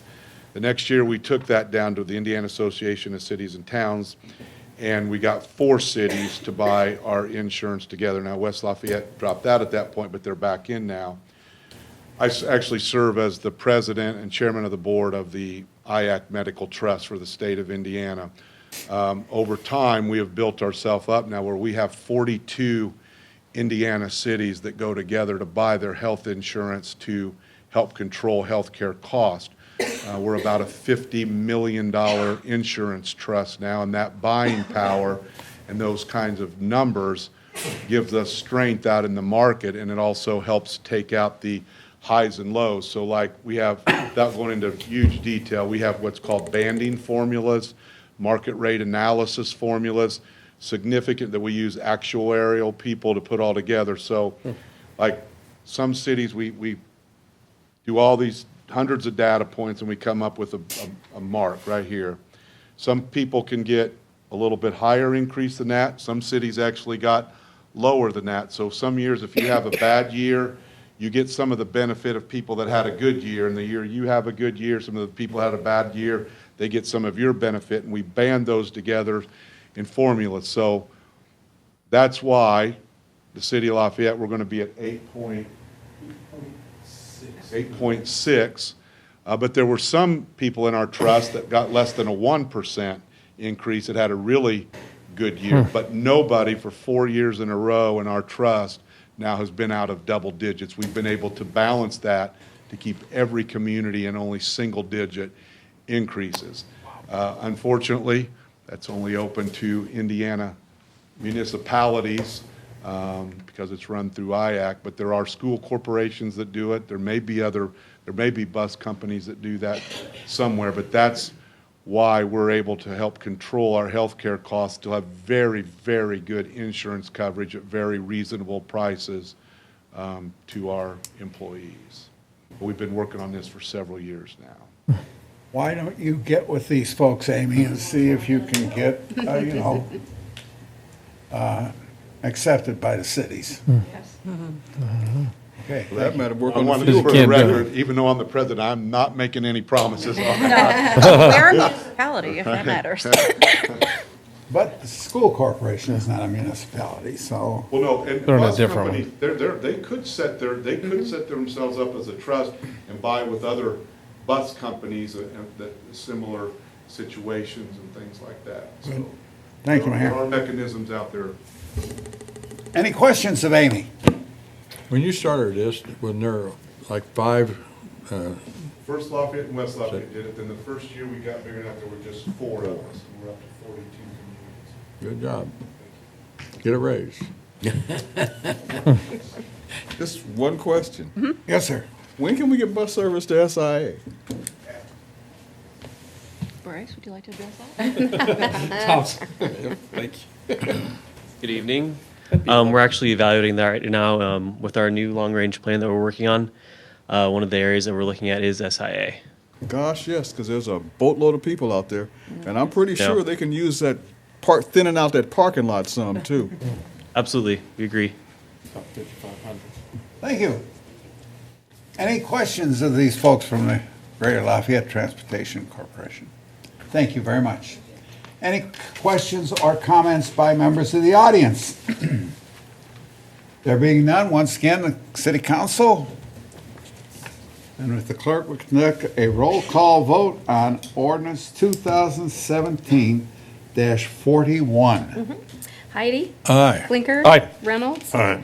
Brown? Aye. Allersmeyer? Aye. Williamson? Aye. Downing? Aye. Ordinance passes 7-0. Thank you very much. Ordinance 2017-42. An ordinance to amend the zoning ordinance of Tippecanoe County, Indiana, Uzo Amendment Number 92. What's the pleasure of the council? Mr. Downey? I move to hear and approve ordinance 2017-42. Mrs. Williamson, second. Questions or comments of Mr. Chosnick, who is going to fill us in on this one? All right. What the Area Plan Commission did was add a definition for self-storage warehouses, and basically it defined them as buildings designed, used for renting or leasing individual storage spaces accessed by customers from individual inside or outside doors or garage bays, and it required all the storage to be indoors. So you had the definition, because there not previously been a separate definition for self-storage warehouses. They also added some buffer yard requirements, and they eliminated those uses in an agricultural zone, which previously a similar type use was allowed in an agricultural zone. And so they've limited basically to GB and in the 3 industrial zones. So it's something that came up in the county. One went to the county commissioners. It created an understandable issues with, there are a lot of residential properties in agricultural zones, and the county commissioners denied that rezone, indicated that the Area Plan Commission Ordinance Committee ought to work on providing an ordinance that will protect uses that are not appropriate to be by self-storage buildings. So that's what this came about. Any questions of Mr. Chosnick? Members of the audience? There being none, once again, the council. The clerk then conduct a roll call vote on ordinance 2017-42. Heidi? Aye. Blinker? Aye. Reynolds? Aye. Brown? Aye. Allersmeyer? Williamson? Aye. Downing? Aye. Ordinance passes 7-0. Thank you. Ordinance 2017-43. An ordinance to amend the zoning ordinance of Tippecanoe County, Indiana to rezone certain real estate from R1 to I3 and I-43 State Road 25 West, SP Cole Property Management LLC petitioner. What's the pleasure of the council, Mr. Brown? Mr. President, I move that we hear and approve ordinance 2017-43. Mrs. Alsmeyer? Second. Questions or comments by members of the common council? Yes, sir. If you guys want to go straight to a vote, I won't bother you with the presentation. But, I'm here on behalf of the petitioner, SP Property Management. I'm playing the part of Joe Bumbleberg tonight. You're welcome. No, I'm just teasing. I'll spare you all. I'll spare you all, Joe, tonight. This is a petition to rezone property, really on the very edge of the city of Lafayette on State Road 25, from R1 to I3. This was heard by the Area Plan Commission at their September meeting. It got an 11-0 recommendation of approval by the Area Plan Commission. This is the plan for this development here by the property owner is to take a property that has been rezoned R1 to R1 since 1977 and essentially lied dormant with no development and really no development opportunities, and instead seek a rezoning to I3. And the planned use for it is to have a small, what will amount to an office building and shop front for a metal fabricating business that is primarily based out of Warren County. This is going to be order taking, order pickup. It will be all inside. There will be no outdoor storage with it. And so it's really going to be just a small semi-industrial, a sort of retail application so that people can have, instead of having to go all the way to Warren County for this metal fabricating business, we'll be able to have a storefront here. As I mentioned, this has been rezoned R1 for about 34 years, pretty close to 40 years, and unimproved for 20 of those years. There is a very significant buffer yard. The State Department of Transportation has a rather large setback from State Road 25. And in fact, this property is bordered on three sides, either by it essentially sits at the corner of State Road 25 and the county road that forms the boundary of the edge of the city of Lafayette. So it's very well buffered, very well insulated, and even that corner is carved out and mostly owned by the state of Indiana. If you have any questions for me, I'm happy to answer them. Otherwise, I'll quiet down. Yes. You referred to outdoor storage. What will screen that outdoor storage? I'm sorry. When I referred to it, if I misspoke, I apologize. There will be no outdoor storage. It's all going to be indoor storage. So. Okay. And my other question was, how did did you get input from the R1 across the street? We received no feedback from anybody in response to this. So as part of the rezoning process, you're obligated to not only publish in the newspaper, but also to send out mailings to those adjacent property owners. And our procedure has been historically to overreach that even and go to anybody who's essentially within about 100 yards of that sort of shell around the property.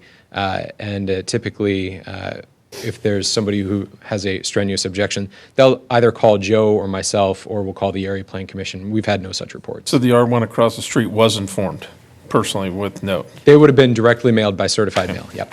Okay.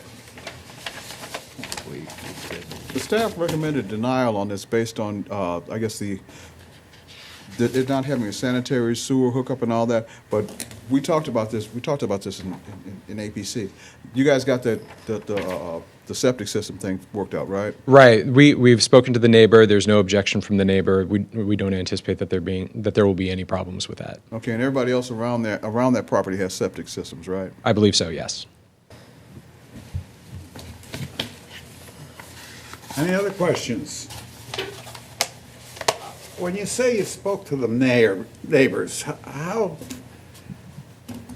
what kind of control does the city council have, other than your say-so, that they have spoken to the neighbors and they have no complaints about the sanitary? Absolutely. I don't know that we actually spoke to them, so we didn't have a face-to-face or telephonic meeting with them that I'm aware of.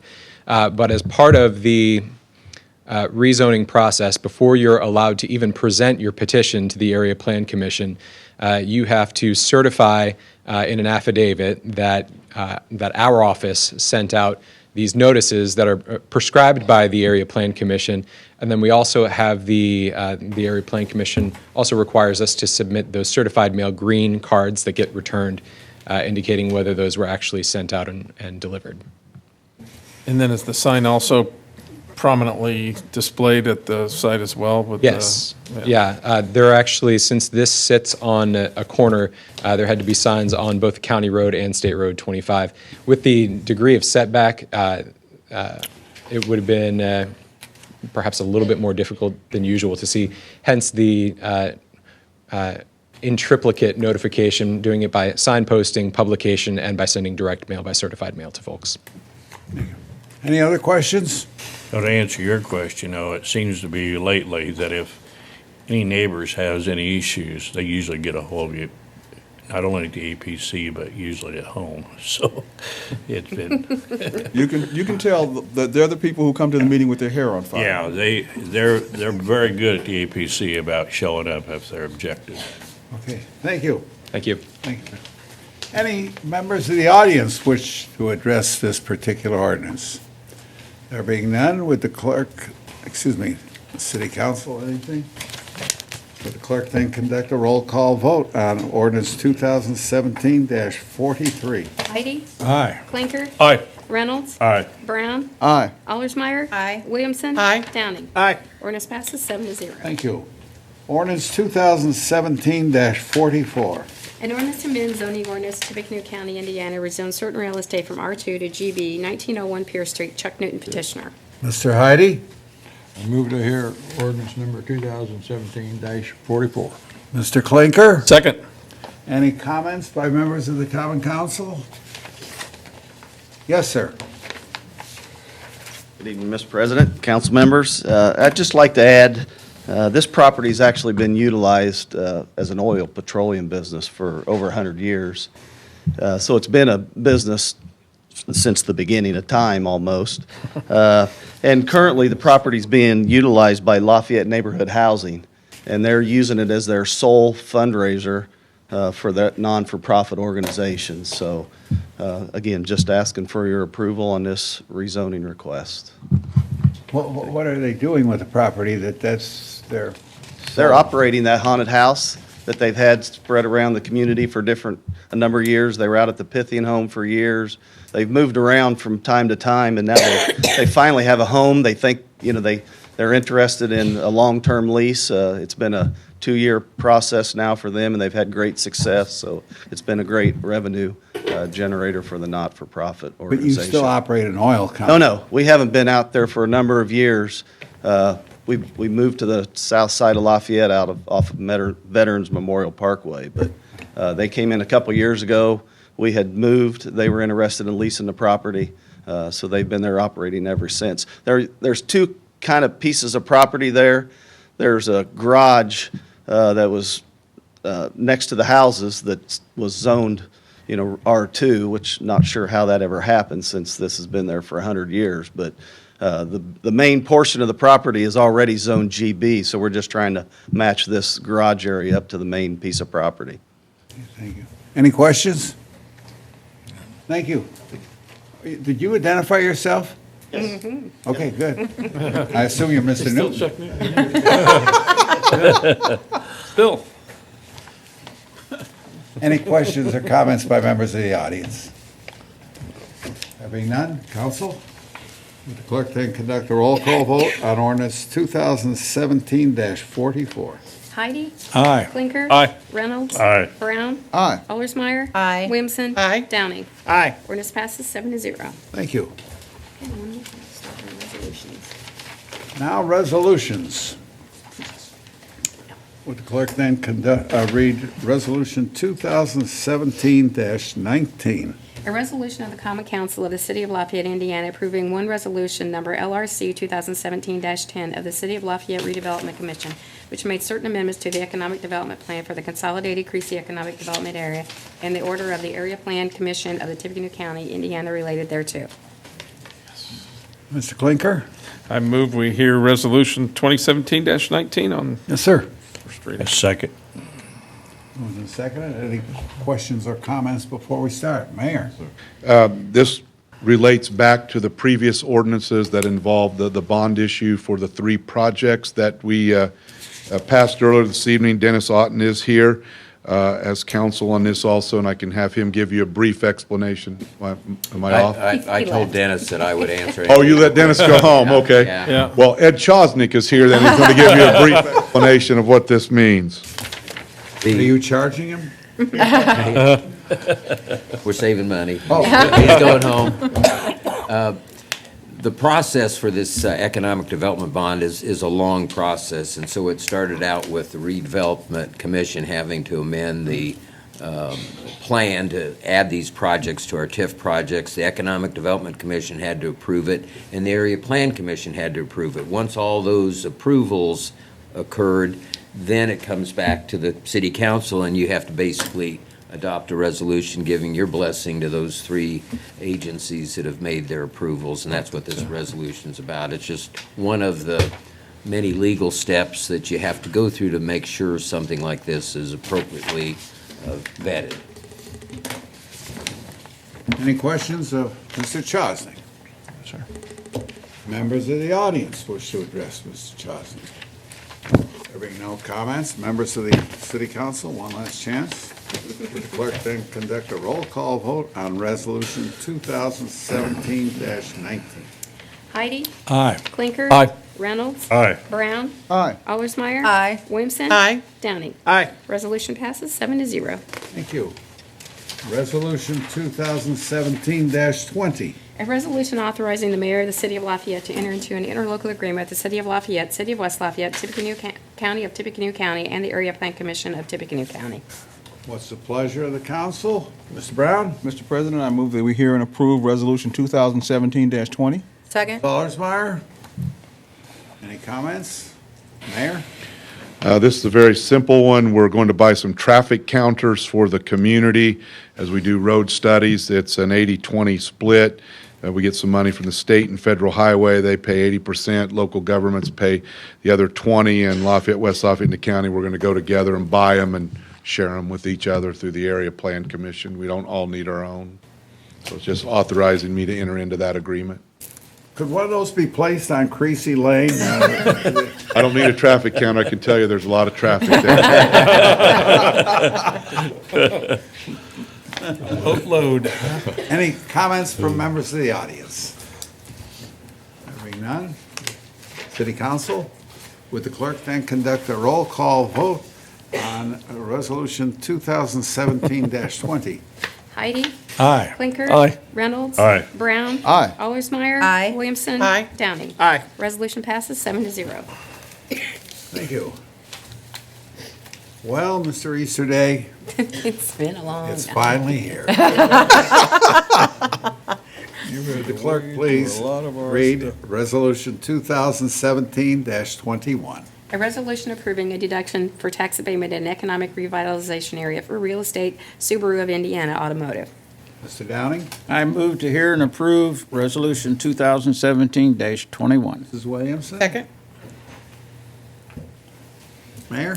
Mr. President, ladies and gentlemen of the council, before you have really two resolutions, 21 and 22. I'll kind of speak briefly to them. As you said, we have Mr. Tom Easterday with us tonight and Rachel Hazare from Subaru Automotive. These are two tax abatement requests for a new investment that they're going to be making at the plant, and I'll certainly let Tom and/or Rachel explain all that, but I'd like to express my support for these two resolutions. And you know, Subaru is a significant employer here in our community and a wonderful corporate partner. They are the epitome of that corporate partnership and corporate responsibility, and we certainly appreciate everything that they do in the community and the faith that they have in us and the faith that the folks in Japan have in us to continue to make these types of investments here in the Lafayette community. And I would appreciate your affirmative vote on both these resolutions this evening. So with that, turn it over to Mr. Easterday.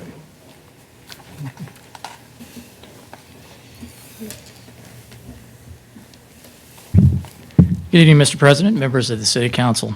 Again, I'm Tom Easterday. I'm the Senior Executive Vice President at Subaru of Indiana Automotive, and with me tonight is Rachel Hazare. Rachel is, she has many titles. She's our Assistant General Counsel. She's also our Manager of Government Relations and our Senior Manager of Corporate Social Responsibility. I'm going to spend just 2 minutes to give you a quick update on SIA and Subaru, and then I'm going to turn it over to Rachel to talk specifically, give you a brief overview about the project. Clock is on. First of all, Subaru has had tremendous growth in the U.S. automotive market. Our market share has gone from 1.2% in 2008 to 3.75% year-to-date, and that's through August. The September numbers aren't quite out yet. Will be out tomorrow. We've had 69 consecutive months of yearly month-over-month sales growth in the U.S. market. The market share, by the way, in the month of August was 4.28%, which was an all-time high for Subaru. It made us the number 7 automaker in the country and the fastest growing by far. It also was the best sales month in Subaru history. And year-to-date through August, by the way, the U.S. market is down about 3%, whereas Subaru sales are up 8.1%. Since 2008, sales of the Subaru Legacy built at SIA have tripled, and sales of the Subaru Outback made at SIA have quadrupled. And that's caused tremendous growth at SIA. From 2006 to 2016, SIA's annual production volume has tripled. Projected volume, by the way, for this year is about 350,000 units. The total employment at SIA has doubled since 2010, and just over the last 4 years, SIA has invested $1.3 billion in our expansions, and we've created 2,000 additional jobs at SIA. Sean McClendon, who, by the way, is the chief economist for the Center for Automotive Research in Ann Arbor, Michigan, estimated last year that for every job created at SIA, it creates about 11.4 jobs in Indiana's economy. And we have about 38 direct material suppliers in the state of Indiana and over 100 indirect material suppliers, including many here in Lafayette. And so that 11.4 multiplier with those 2,000 new jobs, you can see over 20,000 jobs as a result of our expansions over the last 4 years. We also, of course, began the Impreza production at SIA in November of last year, brought that over to Lafayette from Japan. And in present sales, on a year-to-date basis through August are up 44.6% in the U.S. market. And by the way, we've also about doubled in the past 3 years our exports to Canada. And on each one of those cars that goes out, there's a sticker that has a picture of the state of Indiana and a star where Lafayette is, and it says Team Crafted in Indiana. We also celebrated last December our 5 millionth vehicle built at SIA, and as you can see by my jacket, we're celebrating our 30th anniversary, incorporated in the state of Indiana on March 17th, 1987. So all of this has led to continued growth at SIA. As I said, Subaru is the fastest growing automaker in America, and we are the fastest growing auto plant in America. And a big part of that is what's coming up next year that you're going to hear about in just a moment, the new Subaru Ascent 3-row crossover. That concept was shown at the New York Auto Show last April, and I'll turn it over to Rachel Hasray to give you some project details, and then we'd be happy to answer your questions. As Tom mentioned, my name is Rachel Hasray, representing SIA as well. I get the privilege to talk to you about our upcoming project next year, which is the introduction of a new brand to Subaru brand as a whole, the Subaru Ascent. As Tom mentioned, it's a third-row crossover vehicle. We are going to be the sole producer worldwide of this vehicle at SIA. So it's a really exciting opportunity for SIA and for our associates. In particular, you have two resolutions before you tonight, one affiliated with a real property tax abatement request and the other affiliated with a personal property tax abatement request. For the real property tax abatement, we're requesting $30.5 million. We're making, a $30.5 million investment to expand our Paint 2 facility. So if you recall, a couple of years ago, in anticipation of addition of the Impreza to our facility, as well as expansion of our production volume, we added a new paint facility. We are already tearing down a wall and expanding it to allow us additional capacity to adjust for this additional volume for the Ascent.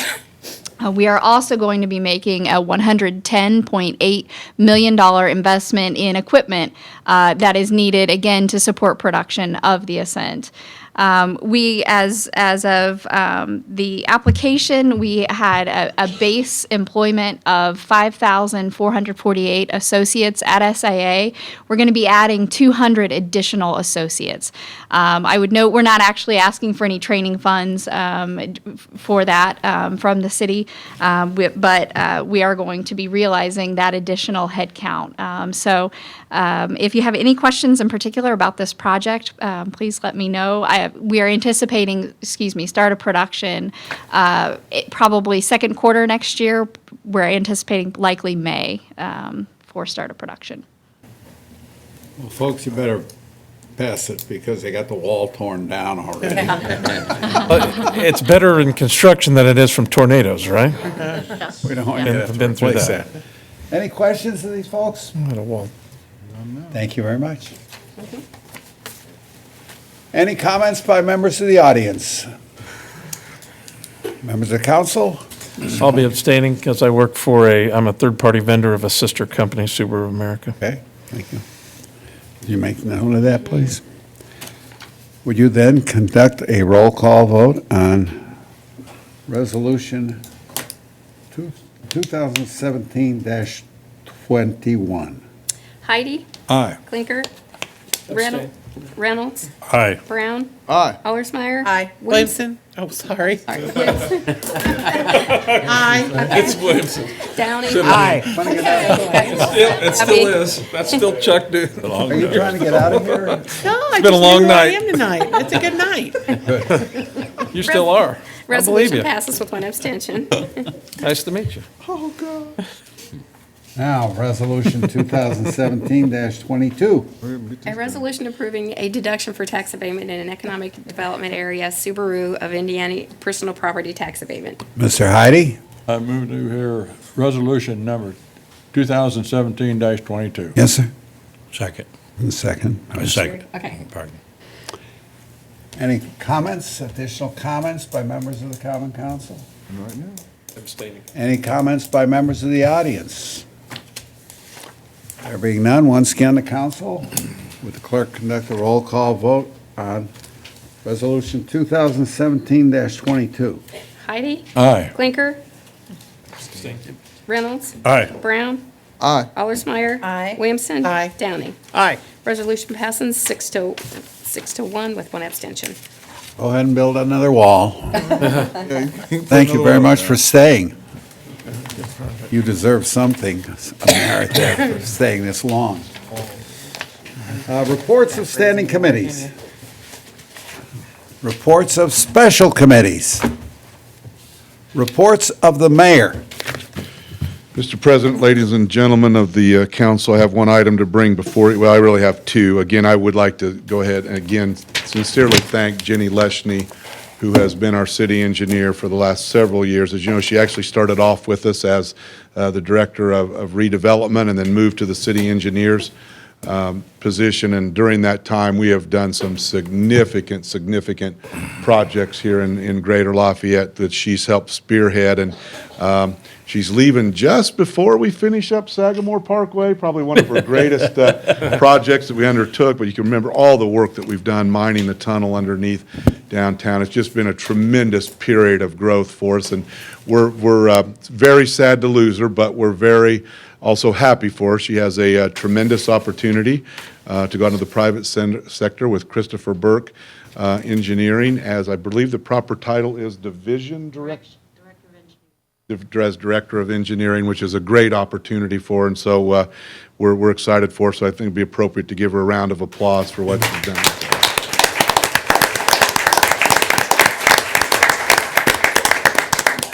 The other item I have before you, and I've never done this before, to be honest with you, in all the years that we've been together, but I had met with some folks a while back that had discussed with me wanting to build some apartments here in the community, and they were all low-income apartments, and they were going through the tax credit process, and it was a location out right across the street from what was formerly Claystone, but is Romney Meadows. And after looking at it, I had informed them that I would not sign off on the tax credit letter. I just didn't feel it was a good fit for the community, and I didn't feel it was an appropriate location. It's not on a bus line. The roads aren't improved out there. There's lots of reasons, and that I wouldn't have signed that. Well, I thought it was over with, but I just recently received notification from the Indiana Housing and Community Development Authority that they have went ahead and applied for the tax credits and asked us if we wanted to make comments on this application. I plan to send a formal letter asking them to deny the tax credits for this project. It is 248 units of low-income housing, and at 60% of the average median income. There are no services associated with it. You know, we looked at another project where we were going to have transportation services, educational services, things like that, that move people towards self-sufficiency, and we're still working on that, but this is nothing like that, and so I would respectfully request that along with my letter, the council would direct myself and the clerk to send a letter from this council indicating that they are not in favor of this tax credit application for these 240-some units right across from Romney Meadows. I would make a motion that the clerk direct a letter similar to what the mayor has described to whatever this organization is. And I second that. And who would second that? Yes. Reynolds. Mr. Reynolds. And all those in favor signify by saying aye. Oh, yes. Aye. Opposed, the same sign. Thank you, Mayor. Thank you. Mr. Heidi, you have a couple of people to nominate, I think. Jim McDonald and Jackie Mize for the Lua Board to join me. That's right. Isn't that nice? Well, in spite of that, we'll go for them. Their penance. For a second to that? I'll second. All those in favor signify by saying aye. Aye. Opposed, same sign. Thank you. I think Mr. Jones has an announcement too. Mr. Jones. Oh, Mr. Clary, sorry. Yes, sir. Good evening, ladies and gentlemen of the council. we had included a list of outstanding checks that were written in 2014. Those checks, we request that they be receipted back into our funds. The total amount of those checks is $1,825.74. Was that computed in the budget from revenues? Small potatoes, Mr. Campbell. With the oldest being, what, 2014? Yes, all the 2014. Yeah. They go to the end of 2016, and then in 2017, they can be receipted back in. I would entertain a motion by the council for that purpose. Mrs. Alsmeyer? Thank you. Second. Thank you very much. Sounds like pizza money to me. All those in favor signify by saying aye. Aye. Aye. Opposed, the same sign. Thank you very much. Thank you. I've got one more announcement, Mr. President. We have the results of our 2016 audit, and we have compiled our comprehensive annual financial report. Heard me talk about the CAFR many times, and this represents the highest level of governmental accounting reporting that exists. Okay. And I wanted to thank you for allowing us to budget the money to get the software program we needed. Certainly, I'd like to thank all the department heads who have embraced this software and the decentralization required to make it operate. My staff for all the work they did compiling it. And quite frankly, a special thanks to Tim Clary. Just like he was doing the heavy lifting here, handing out the reports, he really drove this project. And when he told me in October last year, he said, "I think we can do a CAFR for the next year." I got back up in my chair and said, "Fine." And Tim really ramrodded this. And one of the things that we wanted to do because of this was to give us a better rating with the bond companies and such. And Moody's has just conducted a ratings review for, I think, 1,428 governmental units, and they raised two of them on their governmental revenue bonds, and we were one of them. We've moved up from an A2 to an A1, and this could have some impact in the market when we go to sell other bonds. So thank you very much, and a special thanks to Tim. Thank you both. We're going to get 2% then? Will we have a test on this by any chance? There'll be no quiz. Mayor says there is one. I just wanted to quickly add to that, Mr. Campbell, thank you. And you sat through the budget with the State Board of Accounts several times. This is the first time. What makes this, I want to thank Tim Clary and Mike Jones and their staff. The city of Lafayette has never submitted a CAFR before in history that I can find where we went to this level of government transparency and did the extra work to actually submit a CAFR. That's not required to go to that level to pass your audit, but we did it, and as you know, we had zero findings this year, zero. Excellent. So congratulations to the team and all they did. Thank you both, gentlemen. There. Cindy? Yeah, public? Do we have to act on it? No, that's just an FYI for the public hearing that we're having this Thursday. Yeah, okay. You don't mind doing that? Okay. An announcement, we will have a public hearing on Thursday at 5 o'clock here in this room, in this building, on the budget. Is that the only item? Okay. Now it's time for public comment. If you have comments, and I know there's two people here who do. I'm a member of the Lafayette Tree Advisory Committee, and this young lady is the chairman, and she has some comments about the Lafayette Tree Advisory Committee. Thank you, Mr. President. Tracy Walder, 1937 Maple Street, and I am representing, actually, I'm twofold today, but I am representing as the chair for the Lafayette Tree Advisory Committee. We have our meetings 6 times a year. Basically, we help the urban forester, Tim Detzner, with any kind of issues related to the city urban forest. Basically, as far as the budget is concerned, one thing we discussed at our last meeting was the fact that we don't have any budget for the planting of trees within the city of Lafayette. And my understanding is that what we do is basically we have a budget for the removal of hazardous trees or trees that happen to be dying within the parkway. These are not private property trees, but trees that actually, are in the public realm. This does not have to do with park trees and the park types of property, simply street trees and that type of thing. You're all probably aware of the emerald ash borer issue that's been going on, and Lafayette is becoming more and more prone to having dead trees within the parkway.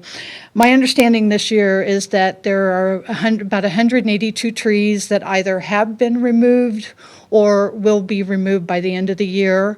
This does not include trees that go along the Erie Street corridor that were put in during railroad relocation. There's at least 24, maybe up to 40 trees in that area that will also have to be removed as the budget and time allows.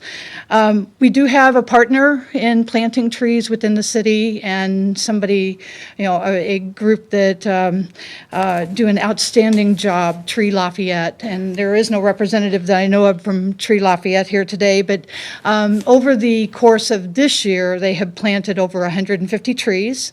Most of those trees that they're planting are in the neighborhood of $500 a tree, so pretty substantial gift to the city.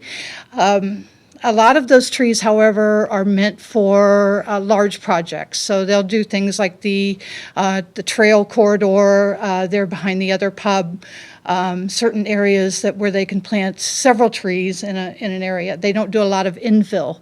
So the older neighborhoods that are losing trees due to the ash trees are not getting trees necessarily to put back in those same spots.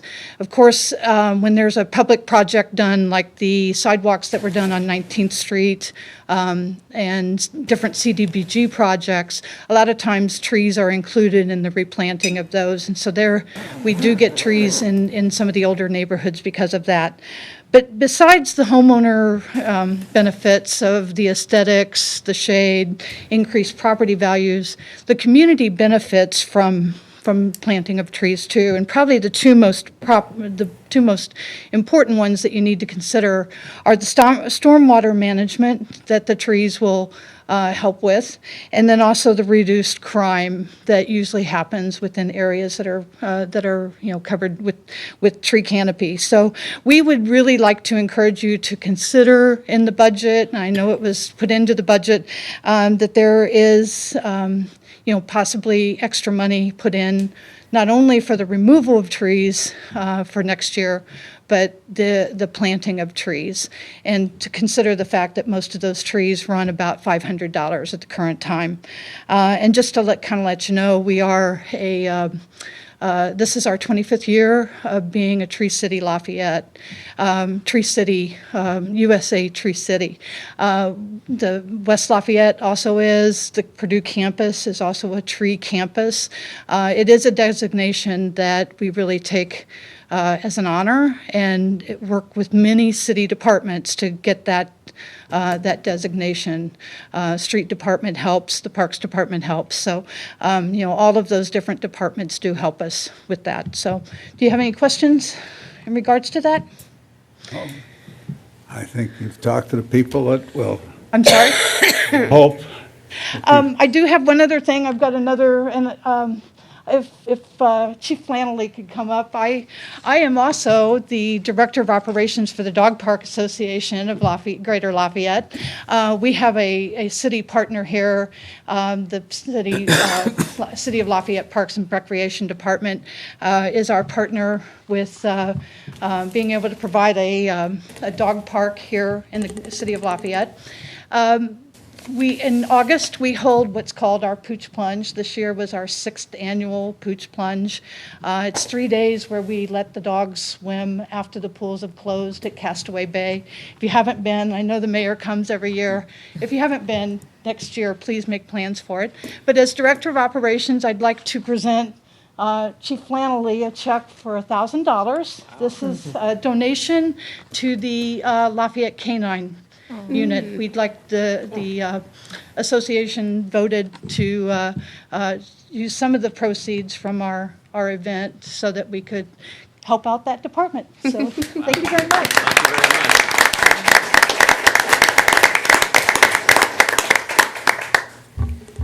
I won't have a long thank you speech, but I just want to go on the record, as Chief of the Lafayette Police Department, we really appreciate this donation.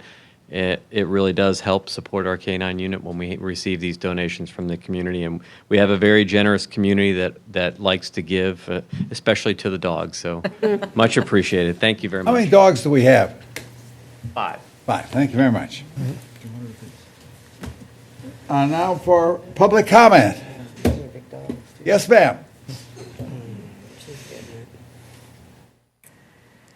Good evening. My name is Susan Schechter. I live at 1001 Ferry Street. I rode my bicycle over tonight, but I wanted to talk about walking. Lafayette downtown is the most walkable area in the county. This is by a walkability index that's nationally published. There's a website. So if you're a young person who wants to live in a walkable area, you can look up apartments or real estate by its walkability index. I checked the walkability index when I purchased properties on 10th Street between Main and Ferry. That was 5 or 6 years ago, and that's as walkable a place as any place in the county. So I was confused a couple of years back when the curbs along Ferry Street were being repaired.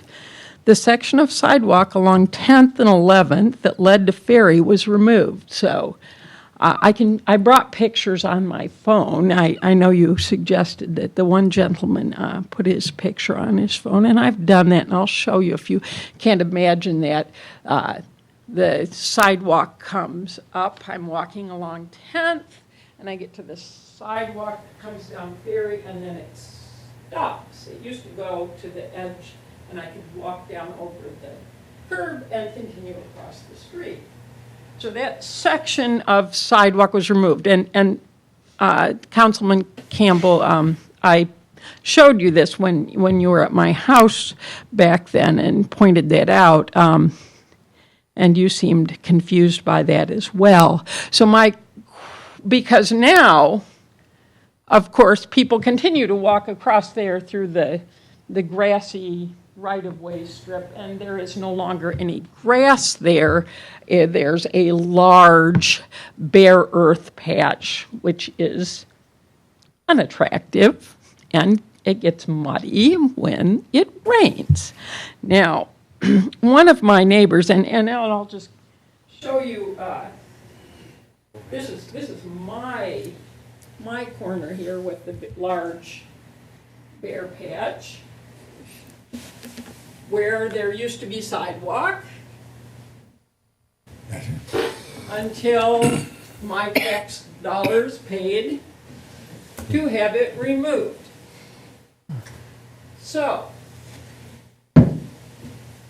if anyone here can explain to me, and so my neighbor down on 11th, she replaced the sidewalk with some brick pavers, but those all got cracked because, of course, she just laid them down, and those didn't stay very well.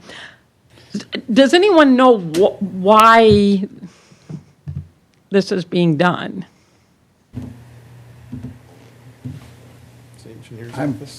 I know 8 people that don't. She thought she was done talking, but here she is. So years ago when we did the area along Ferry Street, you can't, if there's no stop control on an intersection, you can't send ADA ramp into that intersection. So we took the ramps out. What we should have done is filled that space in with concrete. And since we've done other projects, we do fill the spaces in. Like up, one that comes to mind is up on Owen by Highland Park there. When we took those flat ramps that went across to the condos there where there was no stop control, we left concrete in those corners. So really what needs to happen, we just need to put the concrete back in the corners, but the ramps can't go across an unstop controlled intersection. So that's why they were taken out, because when the whole corner's flat like that, somebody can roll out, or if you're blind and you think you can go into that street because traffic's going to stop, it won't necessarily stop. So it's ADA regulations, which is why we took the ramps out. But in hindsight, those corners get muddy, people cut the corners. We should leave concrete in those corners. And since that time, we have been doing that on other projects. But what we need to do is just go back and put the concrete in those corners. Mr. Kroll, you got any concrete down there? All right.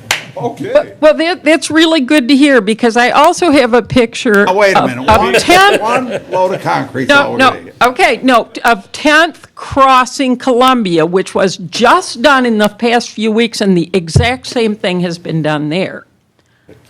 So, just an observation. Yeah, the gas company did that. We're fixing it now with that project. There you go. Got to keep it fair. Got that? I'm so glad Okay. to hear that. Thank you. That's a great answer. Okay. Thank you. Thank you very much. Government real fast. I'm reluctant to do this. Are there any other comments?